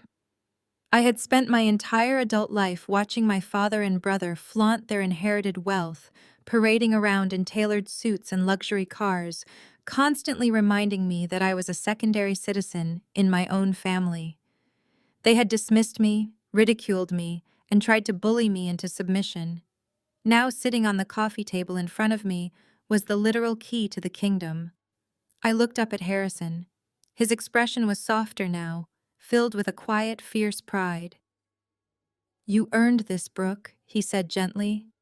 "You proved your mettle when you built your own company from the ground up, refusing to take a single dime of their tainted money. You proved your loyalty when you refused to let them drain my medical fund. It is time for you to take what is yours." Winston did not pause to let the emotion linger. He was a man of action, and the night was wearing on. He tapped the second stack of documents. "This is the updated medical and financial power of attorney." Winston continued sliding the papers toward Harrison. "Charles has held a limited medical proxy for the last 3 years, which he has clearly attempted to abuse tonight by trying to access your restricted emergency accounts. This new document revokes any and all previous authorizations. It grants Brooke full, unchallengeable power of attorney over every aspect of your healthcare and your personal finances." Winston looked directly at me, his blue eyes sharp and serious. "If your father tries to access so much as a single dollar of your grandfather's money, or if he attempts to make any decisions regarding Harrison's medical care to facilitate further theft, he will have to go through you. And legally, you will have the absolute authority to deny him." I nodded slowly, feeling the immense weight of the responsibility settling over my shoulders. "I will not let them near him," I promised, my voice steady and resolute. Winston offered a small approving nod before moving to the third and final stack of documents. This one was bound in a dark blue legal cover. "This is your updated last will and testament," Harrison Winston said, his tone turning grave. "As we discussed on the phone earlier this evening, I have completely rewritten the inheritance structure. Charles and Carter are entirely disinherited. They will not receive a single cent of your personal estate, nor will they receive any equity in your private investments, liquid assets, or the remaining capital in your trust funds. Every single asset you possess is being transferred to Brooke." Harrison reached out and picked up the silver pen Winston had set on the table. He did not hesitate. He did not look conflicted or burdened by the weight of cutting his own son and grandson out of his legacy. He looked like a man who had finally decided to excise a cancerous tumor to save the rest of the body. "They made their choices," Harrison said, his voice rough with absolute conviction. "They chose greed over family. They chose theft over hard work. I will not allow my legacy to be squandered by men who know the price of everything and the value of absolutely nothing. Harrison pulled the first stack of documents toward him. He signed the transfer of the Harrison Heritage Trust with sharp, forceful strokes, his handwriting bold and uncompromising.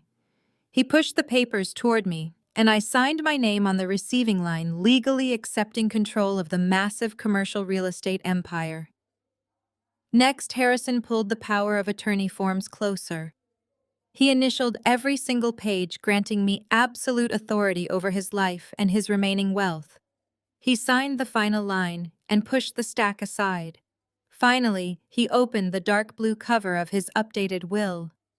The fire crackled loudly in the hearth, sending a sudden wave of heat across the room as Harrison signed his name one last time, permanently severing Charles and Carter from the family fortune. Winston gathered the documents, checking every signature and initial with meticulous care. He placed the heavy stacks back into the manila envelope and returned it to his leather briefcase, snapping the brass latches shut. "It is done," Winston announced, leaning back in his armchair. "The legal infrastructure is completely locked in place. As of this exact moment, Charles and Carter have absolutely no claim to the real estate, no access to the personal accounts, and no future in the family estate.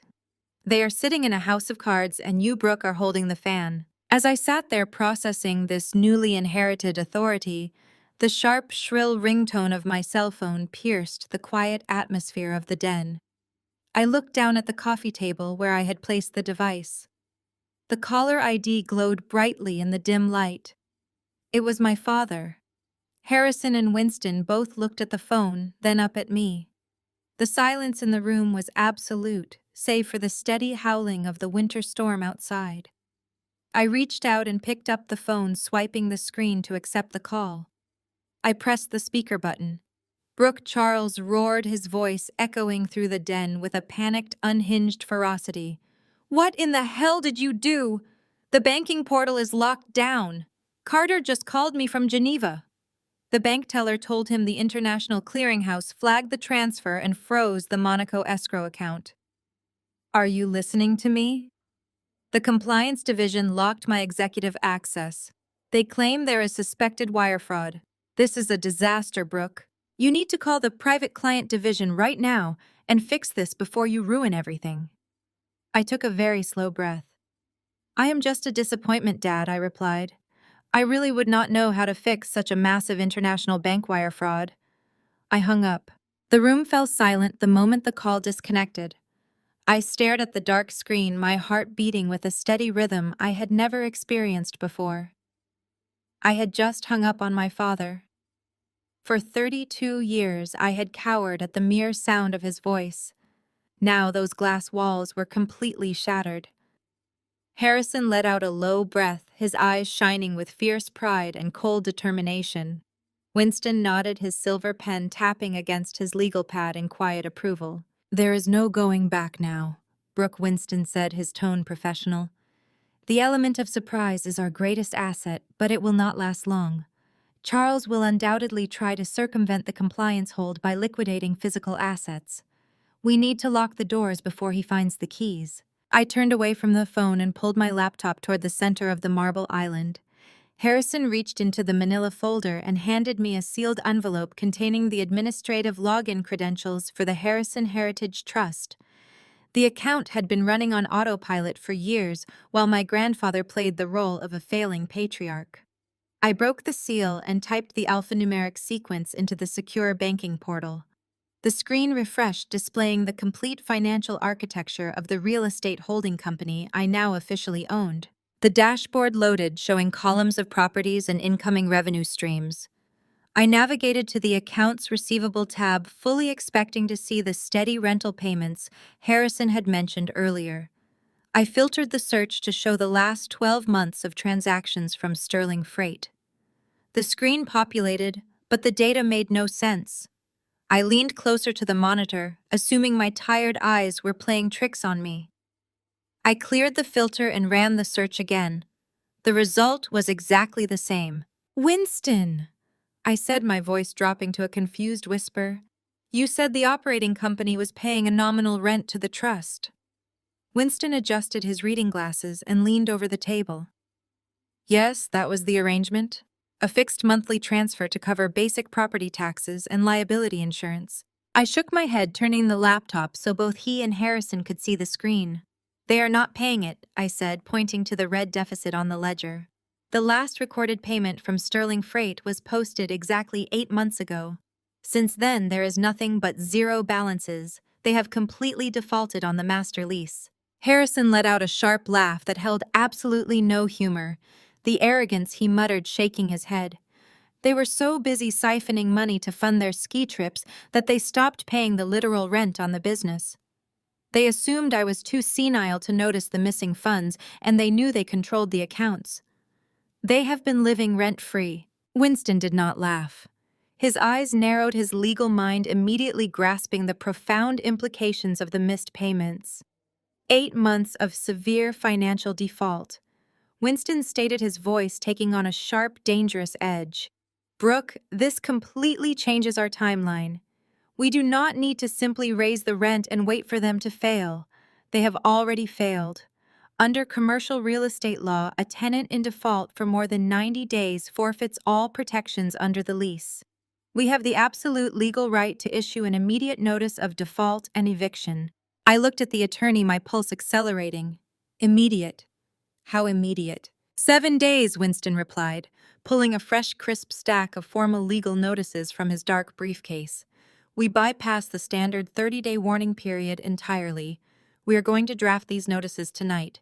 By tomorrow morning, every single warehouse manager, every fleet director, and every regional supervisor will arrive at work to find a legal notice of eviction pasted to the front doors of their facilities. Sterling Freight will have exactly 1 week to vacate the premises, remove their trucks, and surrender the keys to you. I watched as Winston began filling out the formal legal headers on the eviction notices, his pen moving with practiced, lethal efficiency.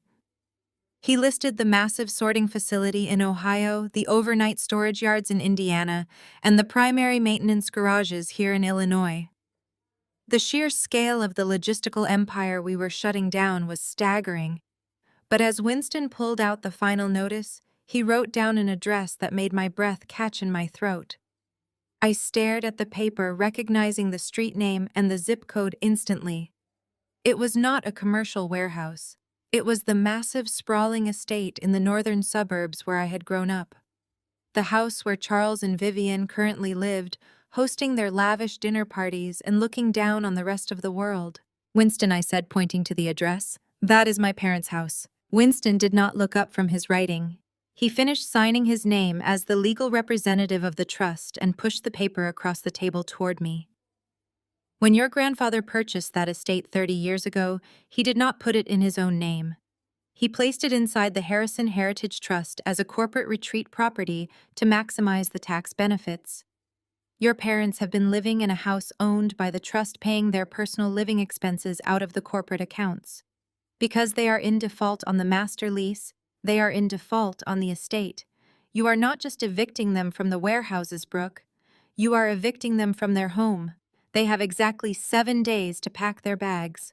I stared down at the eviction notice for the family mansion. The absolute poetry of the moment was almost overwhelming. Carter had threatened to throw me out on the street just hours ago, completely unaware that his own parents were living in a house they did not own, currently defaulting on a lease held by the very sister he despised. I signed my name on the landlord authorization line, my signature steady and bold. While Winston organized the completed documents into a secure outgoing mail folder, I turned my attention back to the tracking software I had been running in the background. Charles's frantic phone calls still bothered me. He was too arrogant to panic over a single frozen luxury transfer. His fear suggested a much larger, far more immediate catastrophe. I opened the network tracing module, isolating the specific administrative credentials Charles had used. Using the backdoor I had built to monitor their embezzlement, I accessed the cached communications attached to his executive profile. My software bypassed the standard encryption, pulling up a hidden folder of highly classified emails. They were not addressed to luxury real estate agents in Europe. They were directed to the executive board of a massive, ruthless German logistics conglomerate known for hostile takeovers. I clicked an attachment titled Project Sunset, scrolling rapidly through the terms. The blood drained from my face. Charles had spent the last 8 months intentionally devaluing sterling freight. He was orchestrating a secret sale of the entire operating shell to the German conglomerate. He was selling his own father's company out from under him before Harrison could pass away. I looked at the date on the final contract attached to the email chain. The digital signature portal was active. The sale was scheduled to be finalized in exactly 48 hours. I stared at the digital signature portal displayed on my laptop screen. The sheer audacity of my father's plan washing over me in cold, suffocating waves. The sale of sterling freight was not a distant possibility or some vague, long-term corporate strategy that Charles was exploring. It was a fully executed purchase agreement, waiting only for the final escrow clearance and the countersignatures of the German executive board. I slowly turned the laptop toward Harrison and Winston, my fingers resting heavily on the edge of the aluminum casing. Harrison leaned forward, adjusting his posture to view the glowing screen. He read the terms of the secret acquisition in silence, and I watched the healthy color drain from his weathered face. For all of Charles's relentless greed and posturing, Harrison had always held on to a small, fragile hope that his son possessed a shred of fundamental loyalty to the family name. This glowing document was the final undeniable proof that Charles had absolutely none. He was attempting to sell 50 years of my grandfather's blood, sweat, and immense personal sacrifice to a foreign conglomerate for a massive personal payout, leaving Harrison completely destitute and entirely unaware. Winston let out a sharp, heavy breath, his brilliant legal mind immediately dissecting the terrifying logistics of the betrayal. "If this sale goes through," Winston said, his voice tight with genuine alarm, "the German conglomerate will completely absorb the operating company and all of its liabilities. Charles will take his payout and disappear across the globe. We have the eviction notices prepared, but fighting a massive international corporation in court over the lease defaults will take years and cost millions of dollars in legal fees. We absolutely cannot let those final signatures happen." I pulled the laptop back toward me, my mind racing through the complex corporate architecture of the pending deal. "We do not have to fight them in a courtroom," I said, my voice steadying as a new, highly aggressive strategy formed in my mind. "We just have to make sure the German executives realize they are buying a completely hollow shell. They are a highly structured, risk-averse conglomerate. They base their acquisitions on market stability and physical infrastructure. If they know the infrastructure does not exist, they will run." Winston raised a skeptical eyebrow, reaching for his dark leather briefcase. "I can draft an emergency legal injunction right now and attempt to serve it to their corporate counsel in Munich by tomorrow morning." "No," I replied, shaking my head firmly. "Legal injunctions are slow. They get bogged down in administrative review, and Charles could easily argue to their lawyers that it is simply a frivolous domestic dispute over a minor lease disagreement. We need something much faster. We need absolute, undeniable data." Marcus Thorne was right about one thing. In the modern corporate world, empirical data is the ultimate weapon. I opened a new tab on my web browser and logged into my secure corporate portal for Apex Innovations. As the founder and chief executive officer of a highly respected logistics software firm, I had access to a vast network of international corporate directories. It only took me 3 minutes to cross-reference the German conglomerate's board of directors and locate the direct private email address of their chief executive officer, a man named Dieter Haas. He was known throughout the European shipping industry as a ruthless, meticulous operator who despised inefficiency and had absolutely zero tolerance for corporate deceit. I opened a blank email draft and addressed it directly to Dieter. I did not write the message as a scorned daughter or an angry, vengeful family member. I wrote it as the chief executive officer of Apex Innovations and the newly appointed undisputed landlord of Sterling Freight. I kept the subject line incredibly precise and entirely professional. Urgent risk assessment regarding Sterling Freight acquisition. In the body of the email, I did not beg him to stop the sale or offer any emotional appeals about my family's broken legacy. I simply presented the cold, hard facts. I introduced myself and my software company, noting our high standing in the global logistics market. I informed him that I was writing to fulfill my ethical obligation to prevent a fraudulent international transaction from occurring. I stated clearly that Charles had grossly misrepresented the tangible assets of Sterling Freight. I explained that the operating company did not own a single warehouse sorting facility or maintenance garage in the United States. To prove my bold claim, I attached the digitally certified copies of the 7-day eviction notices Winston and I had just drafted. I included the master lease agreements clearly showing that the Harrison Heritage Trust owned the real estate and that Sterling Freight was in severe, insurmountable financial default. Then I delivered the final lethal blow to my father's master plan. I wrote that the chief financial officer of Sterling Freight had been actively embezzling company funds for months to finance offshore luxury real estate purchases.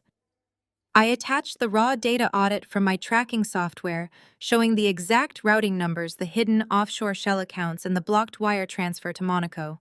It was a digital map of Carter's undeniable theft. I finished the email by stating that if the conglomerate proceeded with the acquisition, they would be purchasing a company with 0 physical operating locations, a stranded fleet of trucks, and a pending federal criminal investigation. I read the email twice, ensuring every single word was stripped of emotion and packed with absolute, irrefutable authority. Harrison and Winston watched me in profound silence as I hovered my cursor over the send button. I looked at my grandfather. He gave me a single firm nod. I clicked send. The digital message vanished into the ether, speeding across the Atlantic Ocean to strike the very heart of my father's fraudulent empire. Thousands of miles away, the atmosphere could not have been more different. Charles, Vivian, and Carter were sitting at a private table in one of the most exclusive, opulent restaurants in Paris. The grand dining room was a masterpiece of gilded mirrors, towering crystal chandeliers, and deep red velvet upholstery. Outside the tall, arched glass windows, the Eiffel Tower glittered brilliantly against the dark night sky. The table was set with heavy silver cutlery and delicate bone china. Charles leaned back in his plush chair, swirling a glass of vintage champagne. He was wearing a bespoke tuxedo, looking every inch the triumphant corporate king he believed himself to be. Vivian sat beside him, draped in a new silk evening gown, a heavy diamond necklace sparkling brilliantly against her collarbone. She looked completely unbothered by the fact that she had just threatened to destroy her own daughter's career hours earlier. Carter sat across from them, tapping his fingers on the crisp white tablecloth, a smug, arrogant grin plastered across his face. "This is the exact life we were always meant to live," Vivian said, taking a delicate sip of her champagne. "I cannot believe we ever wasted so much time dealing with Harrison and his outdated, pathetic ideas. Paris suits us so much better than Chicago." Charles chuckled, a deep, satisfied sound that echoed over the quiet hum of the restaurant. "By tomorrow night, we will have more liquid capital than Harrison ever dreamed of possessing. The Germans are paying an absolute premium for the shipping routes alone. Once the ink is dry on the contracts, we will let them deal with the mess back home. We can buy the villa in Monaco outright and spend the rest of the year sailing the Mediterranean." Carter frowned slightly, his mind momentarily drifting to the locked banking portal. "What about the compliance hold on the operating account?" he asked. Brooke said it was just an administrative freeze. "If the Germans run a final financial check before tomorrow morning, will they see the deficit?" Charles waved his hand dismissively, his massive arrogance completely blinding him to the reality of his situation. "Do not worry about your incompetent sister Carter. The Germans are entirely focused on the physical assets and the client contracts. They do not care about minor fluctuations in the daily operating accounts. They have already completed their primary due diligence. Tonight is simply a formality. Dieter Haas is joining us to offer a final toast to our new global partnership. We smile, we drink his expensive wine, and tomorrow we sign the papers and walk away incredibly rich men." Just then, the heavy oak doors of the private dining room swung open. The maitre d' bowed respectfully, stepping aside to allow a tall, imposing man to enter the room. Dieter Haas possessed a rigid, upright posture and a face carved from absolute stone. He was dressed in a dark, impeccably tailored suit, but his demeanor was entirely devoid of the celebratory warmth Charles was expecting.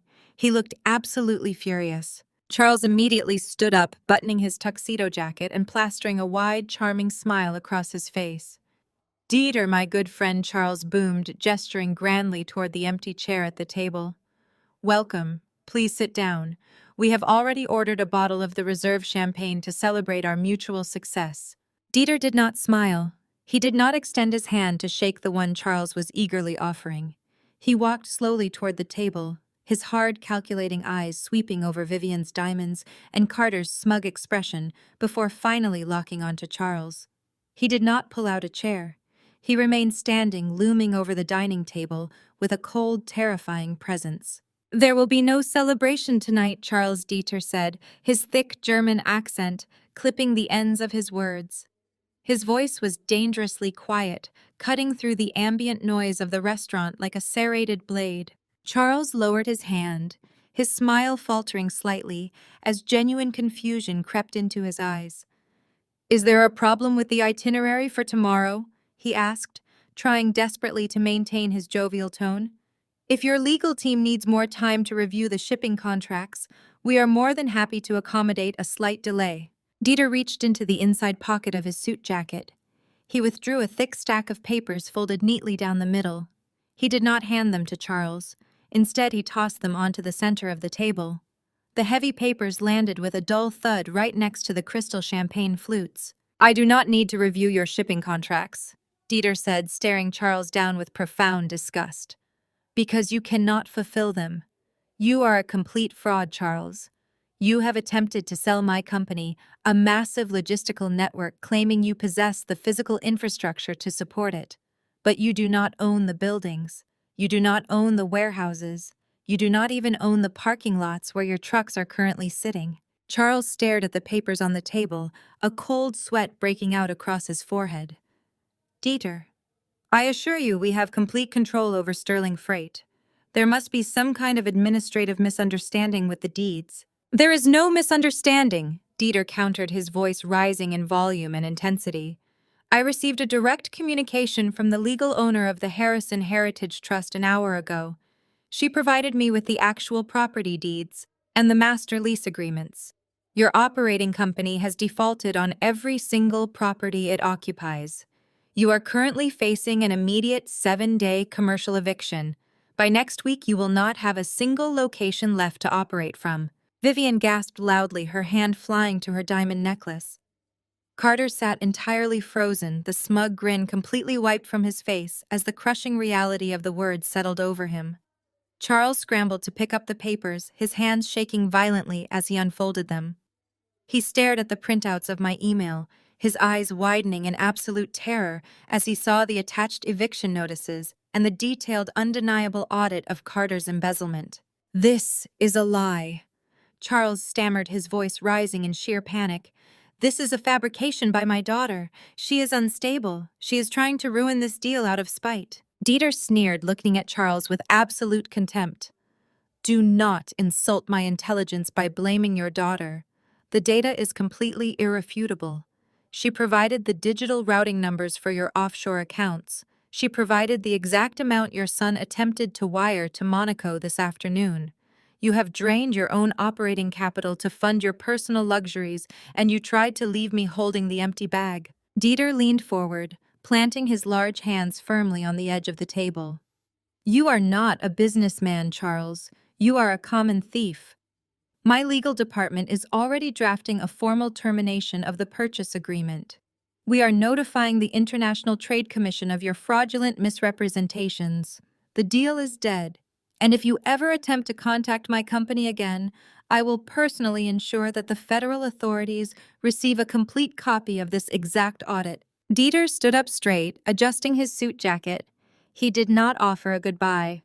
He simply turned on his heel and walked out of the private dining room, the heavy oak doors closing silently behind him. Charles remained standing, staring at the printed email in his trembling hands.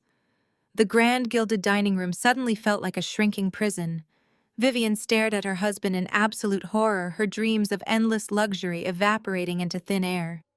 Carter looked down at his empty plate, realizing that the money he had stolen was gone. The company was gone, and there was nowhere left to hide. They had flown to Paris to celebrate the ultimate victory, but they had just been handed their absolute destruction. Carter snapped out of his paralyzed state the moment the heavy oak doors of the private dining room clicked shut behind Dieter. His immediate instinct was pure, selfish survival. He reached down, grabbed his leather messenger bag from the floor, and frantically pulled out his sleek silver laptop, practically shoving his crystal champagne flute out of the way. If the German conglomerate was killing the acquisition, the domestic accounts were going to be severely scrutinized the moment the board in Chicago woke up. Charles paced the opulent room, his face a mask of purple rage, violently loosening his silk bow tie, as if it were choking him. Vivian was sitting rigidly in her chair, quietly sobbing into a linen napkin, the reality of her lost villa in Monaco finally sinking in. Carter flipped open his laptop and rapidly connected to the restaurant's secure network. "I need to move the remaining operating cash into the offshore shadow accounts right now," Carter muttered, his fingers flying across the keyboard with desperate speed. "If Dieter actually notifies the International Trade Commission, we are going to be locked down by federal regulators before the sun comes up." Charles stopped pacing and stared at his son, his breath coming in heavy, ragged heaves. "Do it," Charles ordered, the panic now fully seizing his voice. "Move everything we have left." Carter accessed the Sterling Freight banking portal. He typed in his chief financial officer credentials and hit the enter key. The screen lagged for a fraction of a second before flashing a bright, solid red. An access denied banner appeared, stating his credentials had been revoked. Carter cursed under his breath and slammed the keyboard. He tried to initiate the master executive override, a backdoor Charles had insisted they build into the system for emergencies. Another red banner appeared. He reached into his tuxedo jacket, pulling out the platinum corporate credit card he used for his lavish personal expenses, and hastily logged into the mobile application on his phone. The balance read 0, and the account status simply said frozen. Carter looked up at his father, his face completely drained of color. "Dad." Carter said, his voice dropping to a terrified whisper. "We are locked out. The domestic accounts, the corporate cards, the wire transfer portals. The administrative access has been completely revoked from the system. We do not have a single dollar." Charles stared at his son, the crushing reality of the situation finally shattering his immense hubris. Brooke had not just sent an intimidating email to the German executives. She had systematically dismantled their financial access. Charles pulled his phone from his pocket, his hands shaking with a violent mixture of fear and unrelenting fury. He opened his messages and rapidly typed out a text to his daughter, his thumbs hitting the glass screen with heavy, angry strikes. "What have you done? You've ruined us. We are taking the first flight home and you are packing your bags the second we walk through that door." Thousands of miles away, in the warm, firelit den of the Chicago estate, my phone buzzed loudly against the oak coffee table. The screen illuminated the dim room, displaying my father's frantic, threatening message. I did not reach for the device immediately. Instead, I kept my eyes locked on my laptop monitor. The security dashboard of the Sterling Freight banking portal, which I now controlled entirely through the newly minted power of attorney and Harrison's executive transfer, was lighting up with alert notifications. I watched the red warning banners cascade down the screen, each one representing a failed login attempt from an IP address located in central Paris. "Carter is trying to access the domestic operating funds," I said, my voice perfectly calm as I monitored his desperate, futile digital scratching. "He is attempting to initiate a bulk wire transfer, but the system is automatically rejecting him." I used the financial proxy to freeze every single corporate credit line and revoke their administrative credentials across the entire network. They cannot touch a single cent of the company money. Harrison leaned forward in his leather armchair and looked at my father's text message glowing on my phone screen. He read the angry, entitled words and let out a heavy sigh, shaking his head in quiet disbelief. "Even now," Harrison murmured, leaning back and resting his hands on his wooden cane. Even as the walls completely collapse around him, Charles believes he is the one in charge of the situation. He still believes he holds the power to throw you out into the street. I picked up the phone, staring at the message. A year ago, a text like that from my father would have sent me into an immediate spiral of panic and anxiety. I would have been frantic packing my bags, terrified of the confrontation to come, and desperate to figure out how to appease his rage.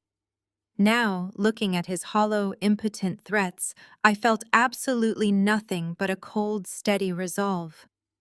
I was no longer the frightened daughter begging for a place at their table. I was the architect of their downfall.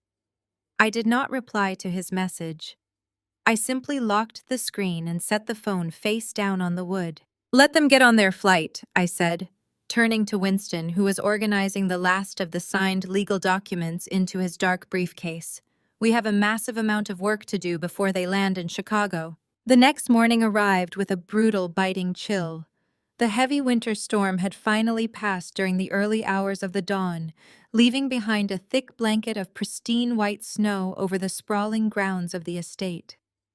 The sky was a pale, clear, unforgiving blue, and the air was sharp enough to sting my lungs as I stepped out onto the wide stone porch. Behind me, the massive childhood mansion was a hive of quiet, purposeful activity. Harrison and I had not slept. We had not wasted a single minute of the night. As the legal owner of the Harrison Heritage Trust, I was now the undisputed landlord of this magnificent property. And as the landlord dealing with a tenant in severe financial default, I was executing the eviction notice with immediate prejudice. I had reached out to my own professional network, utilizing the vast resources of Apex Innovations. A sleek black SUV pulled up the snow-covered driveway, its heavy tires crunching loudly over the fresh powder. Out stepped Avery, my lead operations manager at Apex. She was a brilliant, fiercely loyal woman who held an extensive background in corporate security logistics. I had briefed her on the delicate situation at dawn, and she had mobilized our private security contractors without asking a single unnecessary question. "The perimeter is entirely secured, Brooke," Avery said, walking briskly up the stone steps and handing me a steaming cup of black coffee. "I have 2 marked security vehicles stationed at the main residential gate and another blocking the rear service entrance. No one comes onto the grounds without your direct authorization." "Thank you, Avery," I said, taking the coffee and letting the intense warmth seep into my freezing hands. "Is the master locksmith here?" "He is working on the rear patio doors right now," Avery confirmed, gesturing to a man in heavy winter gear carrying a large metal toolbox around the side of the house. "He has already swapped out the deadbolts on the front entrance, the side garage doors, and the basement access points. The old keys Charles and Carter carry are completely useless. We are also actively reprogramming the electronic security gates and the garage keypads. Your father and brother will not even be able to get their vehicles past the front lawn when they arrive." I nodded, taking a slow sip of the bitter coffee. The emotional satisfaction of taking back my family's stolen legacy was profound, but the physical reality of removing my parents from the home was a massive, highly coordinated undertaking. Harrison walked out onto the porch, bundled in a heavy wool coat, looking around the property he had purchased decades ago. It was the house he had built with his own immense success, which Vivian and Charles had turned into a monument to their own superficial greed.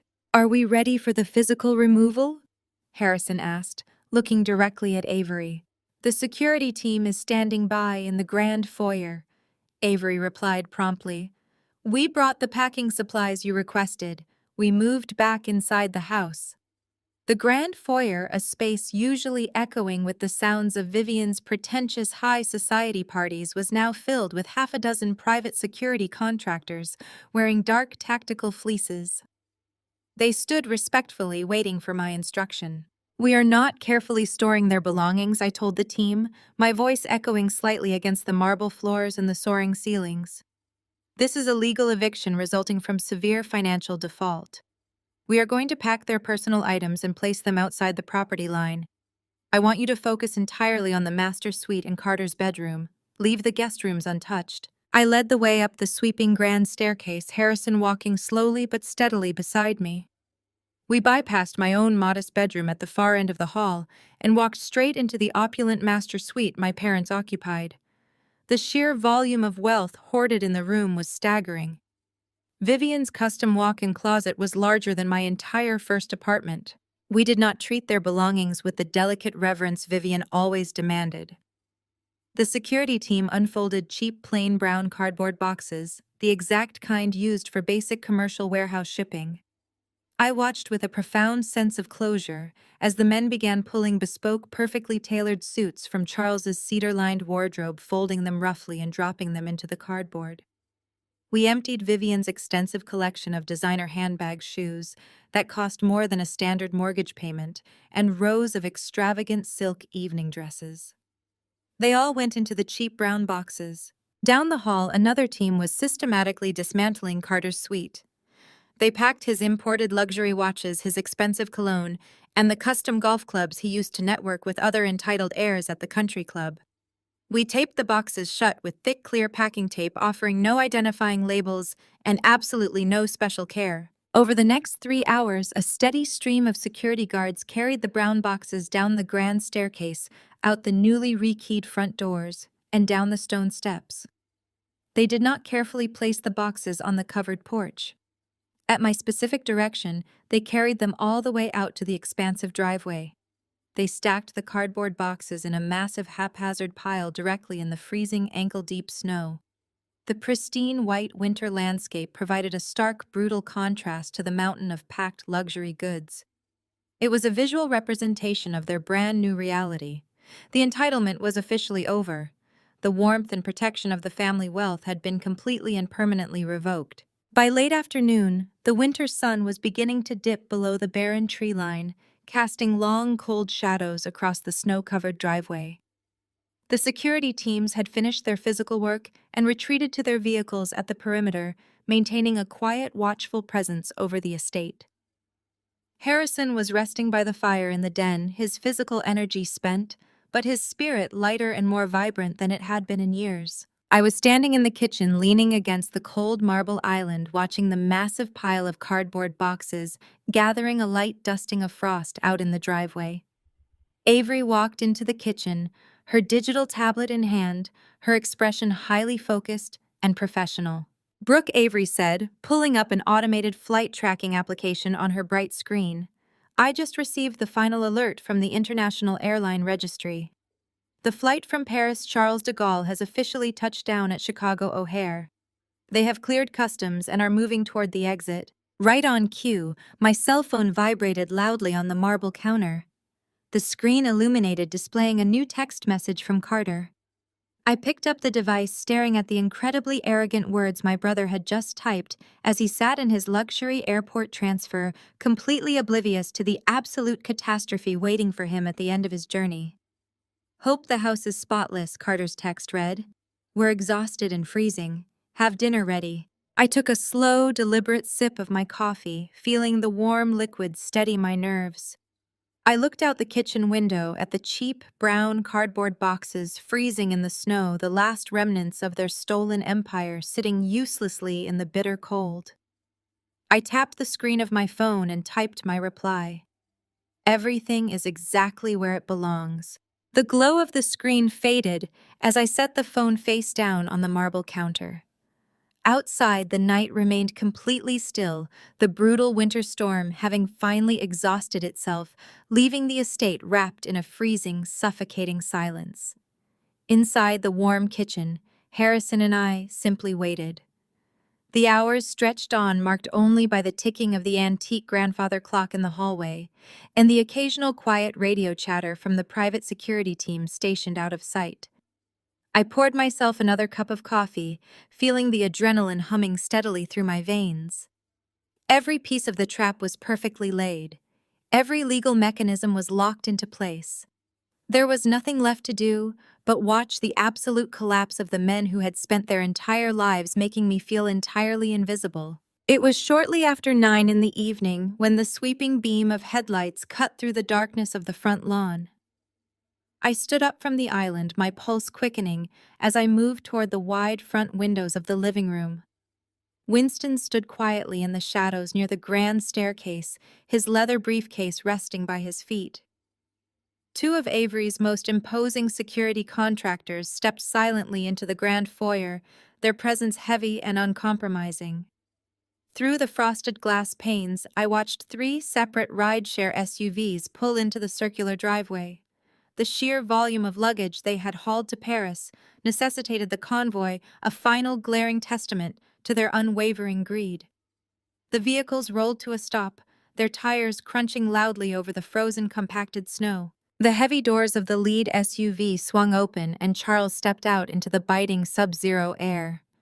He was visibly exhausted, his posture sagging under the weight of the long, frantic flight across the Atlantic. He was still wearing his bespoke tuxedo trousers and a heavy cashmere overcoat, his face purple with a chaotic mixture of sleep deprivation and absolute boiling rage. He immediately began shouting at the drivers to carefully unload the bags. A moment later, Vivian emerged from the second vehicle, pulling her thick mink coat tightly around her shoulders, her face drawn in a tight, miserable scowl as she complained loudly about the freezing temperature and the lack of a heated walkway. Finally, Carter stepped out of the third SUV. He looked completely hollowed out, his usual arrogant swagger, entirely missing as he clutched his phone, his eyes darting nervously around the dark property. As the drivers began pulling designer suitcases from the trunks, Vivian turned her attention toward the house. She took a step toward the front walk and stopped entirely dead in her tracks. Her eyes locked onto the massive, haphazard pile of cheap brown cardboard boxes stacked directly in the freezing, ankle-deep snow. The frost had already begun to settle over the cardboard, turning the cheap material stiff and gray. Vivian let out a sharp, confused gasp, stepping closer to examine the pile.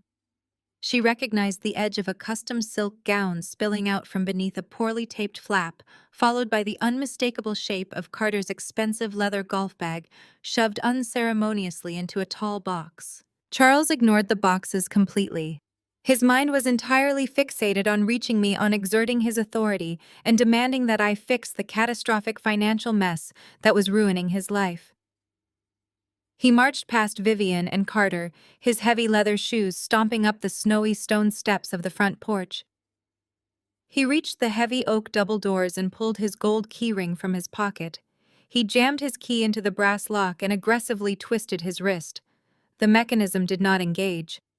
He frowned, pulling the key out and shoving it back into the cylinder, twisting it with significantly more force. The lock remained entirely frozen, the new deadbolts refusing to yield a single millimeter to his outdated key. A dark, terrifying realization began to wash over his features. The purple hue in his face deepened into a violent, throbbing red. He grabbed the heavy brass handle and rattled it fiercely, the heavy oak doors standing firm against his assault. He took a step back, raised his foot, and began kicking the heavy oak door with the heel of his shoe, the loud, desperate thuds echoing like cannon fire through the quiet, affluent neighborhood.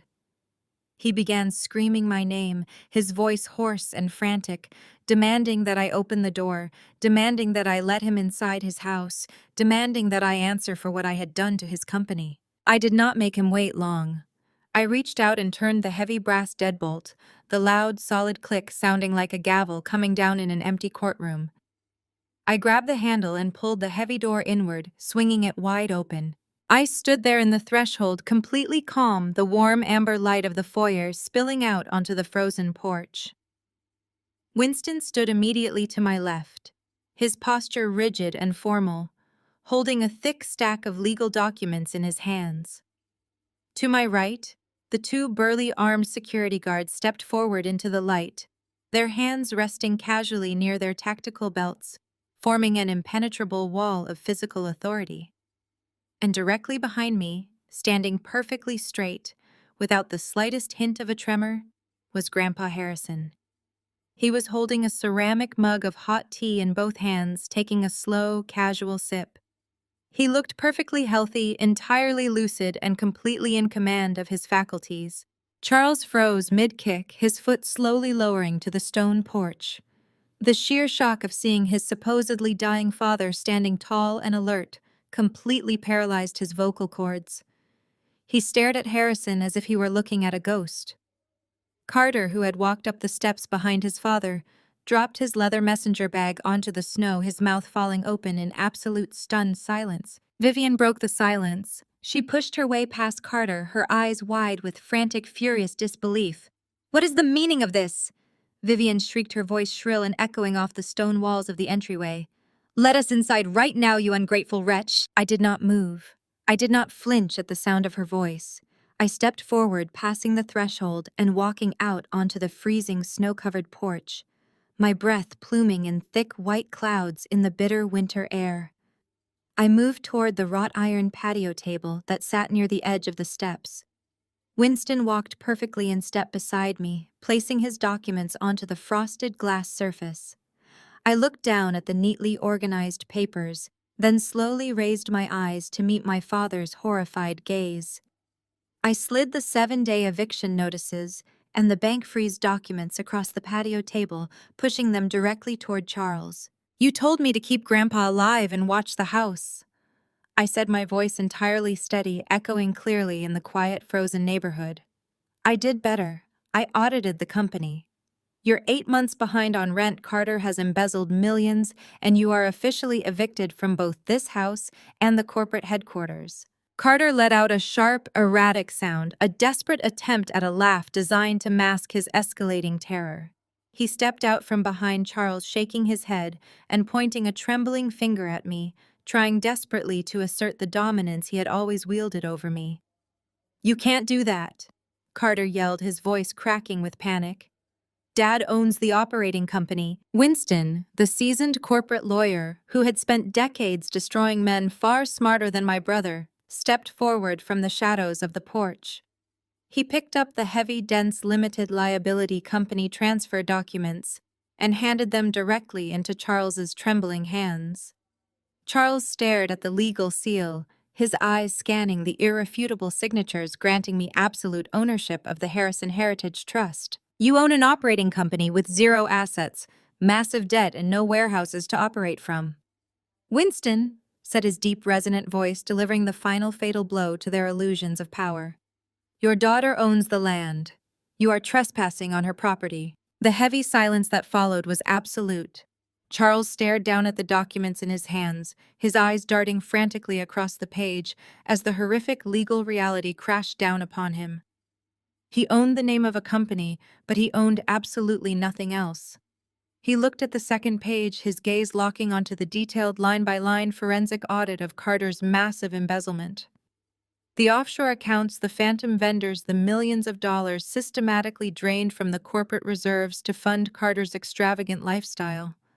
The exact reason the operating company had been entirely unable to pay the rent. Charles dropped the papers onto the frozen patio table. He turned his head slowly, his eyes locking onto his son.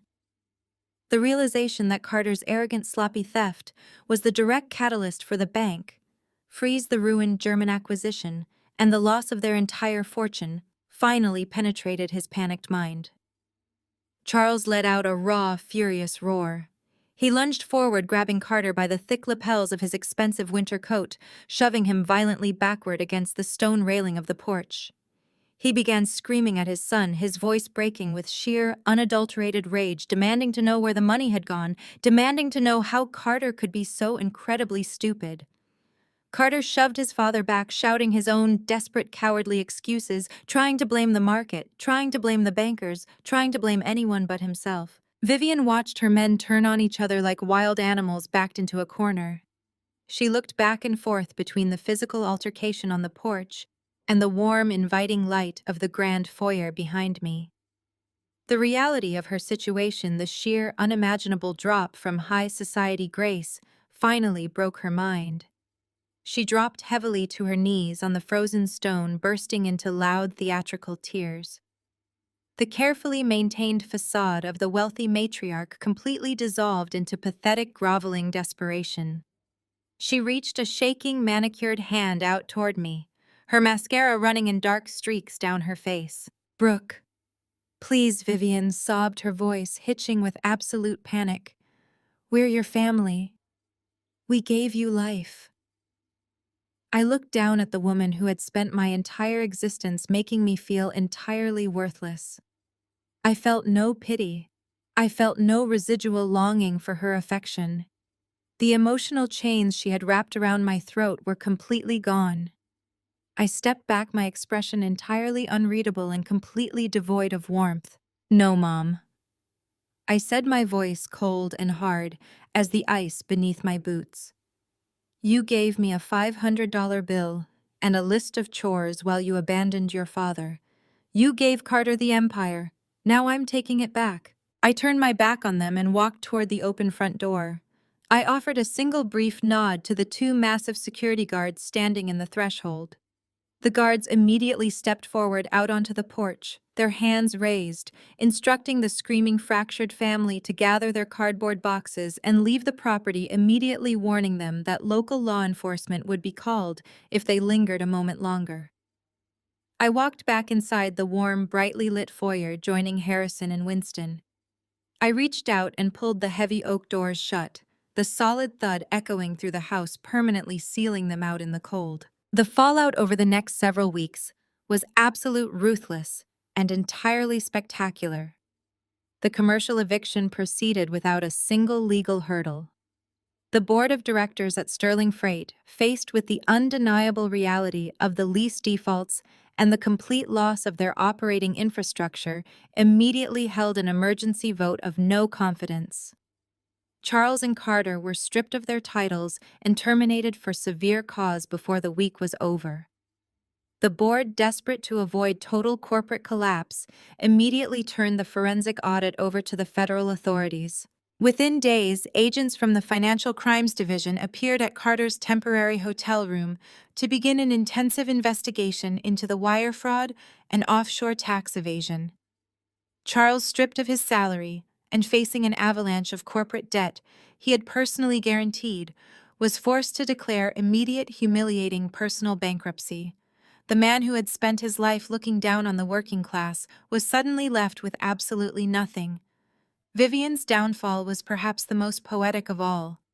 She tried desperately to lean on her affluent country club friends, hoping for sympathy and temporary loans. But the scandal was far too public, and high society is famously unforgiving. Her socialite friends abandoned her the moment her credit cards began declining. She was eventually forced to move into a cramped, outdated one-bedroom apartment in a far-flung, undesirable suburb, completely cut off from the glamorous world she loved more than her own children. 6 months later, the bitter winter had finally given way to a bright, vibrant summer. The logistics empire had been entirely overhauled from the ground up. With Sterling Freight hollowed out by Charles's incompetence, the board had willingly accepted a buyout offer. My tech startup, Apex Innovations, successfully acquired the remaining physical assets and the viable shipping contracts of the family business for absolute pennies on the dollar. I merged the traditional trucking routes with my own cutting-edge supply chain software, revolutionizing the fleet's efficiency and creating a modern logistics powerhouse that was completely unrivaled in the industry. I was sitting in the CEO's chair of a stunning modern glass-walled office in downtown Chicago. The morning sun poured through the massive windows, illuminating the sleek, minimalist furniture and the glowing monitors on my expansive desk. The heavy glass door to my office swung open smoothly, and Grandpa Harrison walked into the room. He looked healthier and more vibrant than he had in a decade. He was wearing a sharp-tailored suit, standing perfectly upright without the need for his wooden cane, carrying 2 steaming cups of coffee from the break room. Just as he set the ceramic mug down on my desk, my smartphone buzzed sharply against the glass surface. A new voicemail notification popped up on the screen, followed instantly by the automated text transcription. I glanced down. It was a message from Vivian. The transcription showed her crying, offering pathetic apologies, and begging for a small temporary loan to help cover Carter's rapidly mounting criminal legal fees. I did not feel a single flicker of hesitation. I did not feel an ounce of guilt. I reached out, tapped the screen, and deleted the message entirely. With 3 more quick taps, I permanently blocked the number, ensuring the silence would remain unbroken. I looked up at my grandfather, a warm, genuine smile spreading across my face. "Shall we begin the next quarter?" I asked, leaning back in my chair. Harrison smiled back, his sharp eyes shining with absolute pride. He picked up his coffee mug and raised it toward me in a silent, respectful toast. "Let's." The hardest truth to accept in life is that the people who are supposed to protect your legacy are sometimes the very ones actively dismantling your foundation. For years, I believed that enduring my family's relentless toxic behavior was simply the price of admission for a seat at their table. I watched my grandfather, a man of immense strength and visionary spirit, quietly diminish himself just to keep the peace with a son who saw him only as a bottomless bank account. But peace built on silent compliance is just another form of captivity. We are taught from a young age that family loyalty is an unbreakable bond, but true loyalty must always be a two-way street. When blood relatives choose unbridled greed, emotional manipulation, and deceit over genuine connection, they forfeit their right to your grace.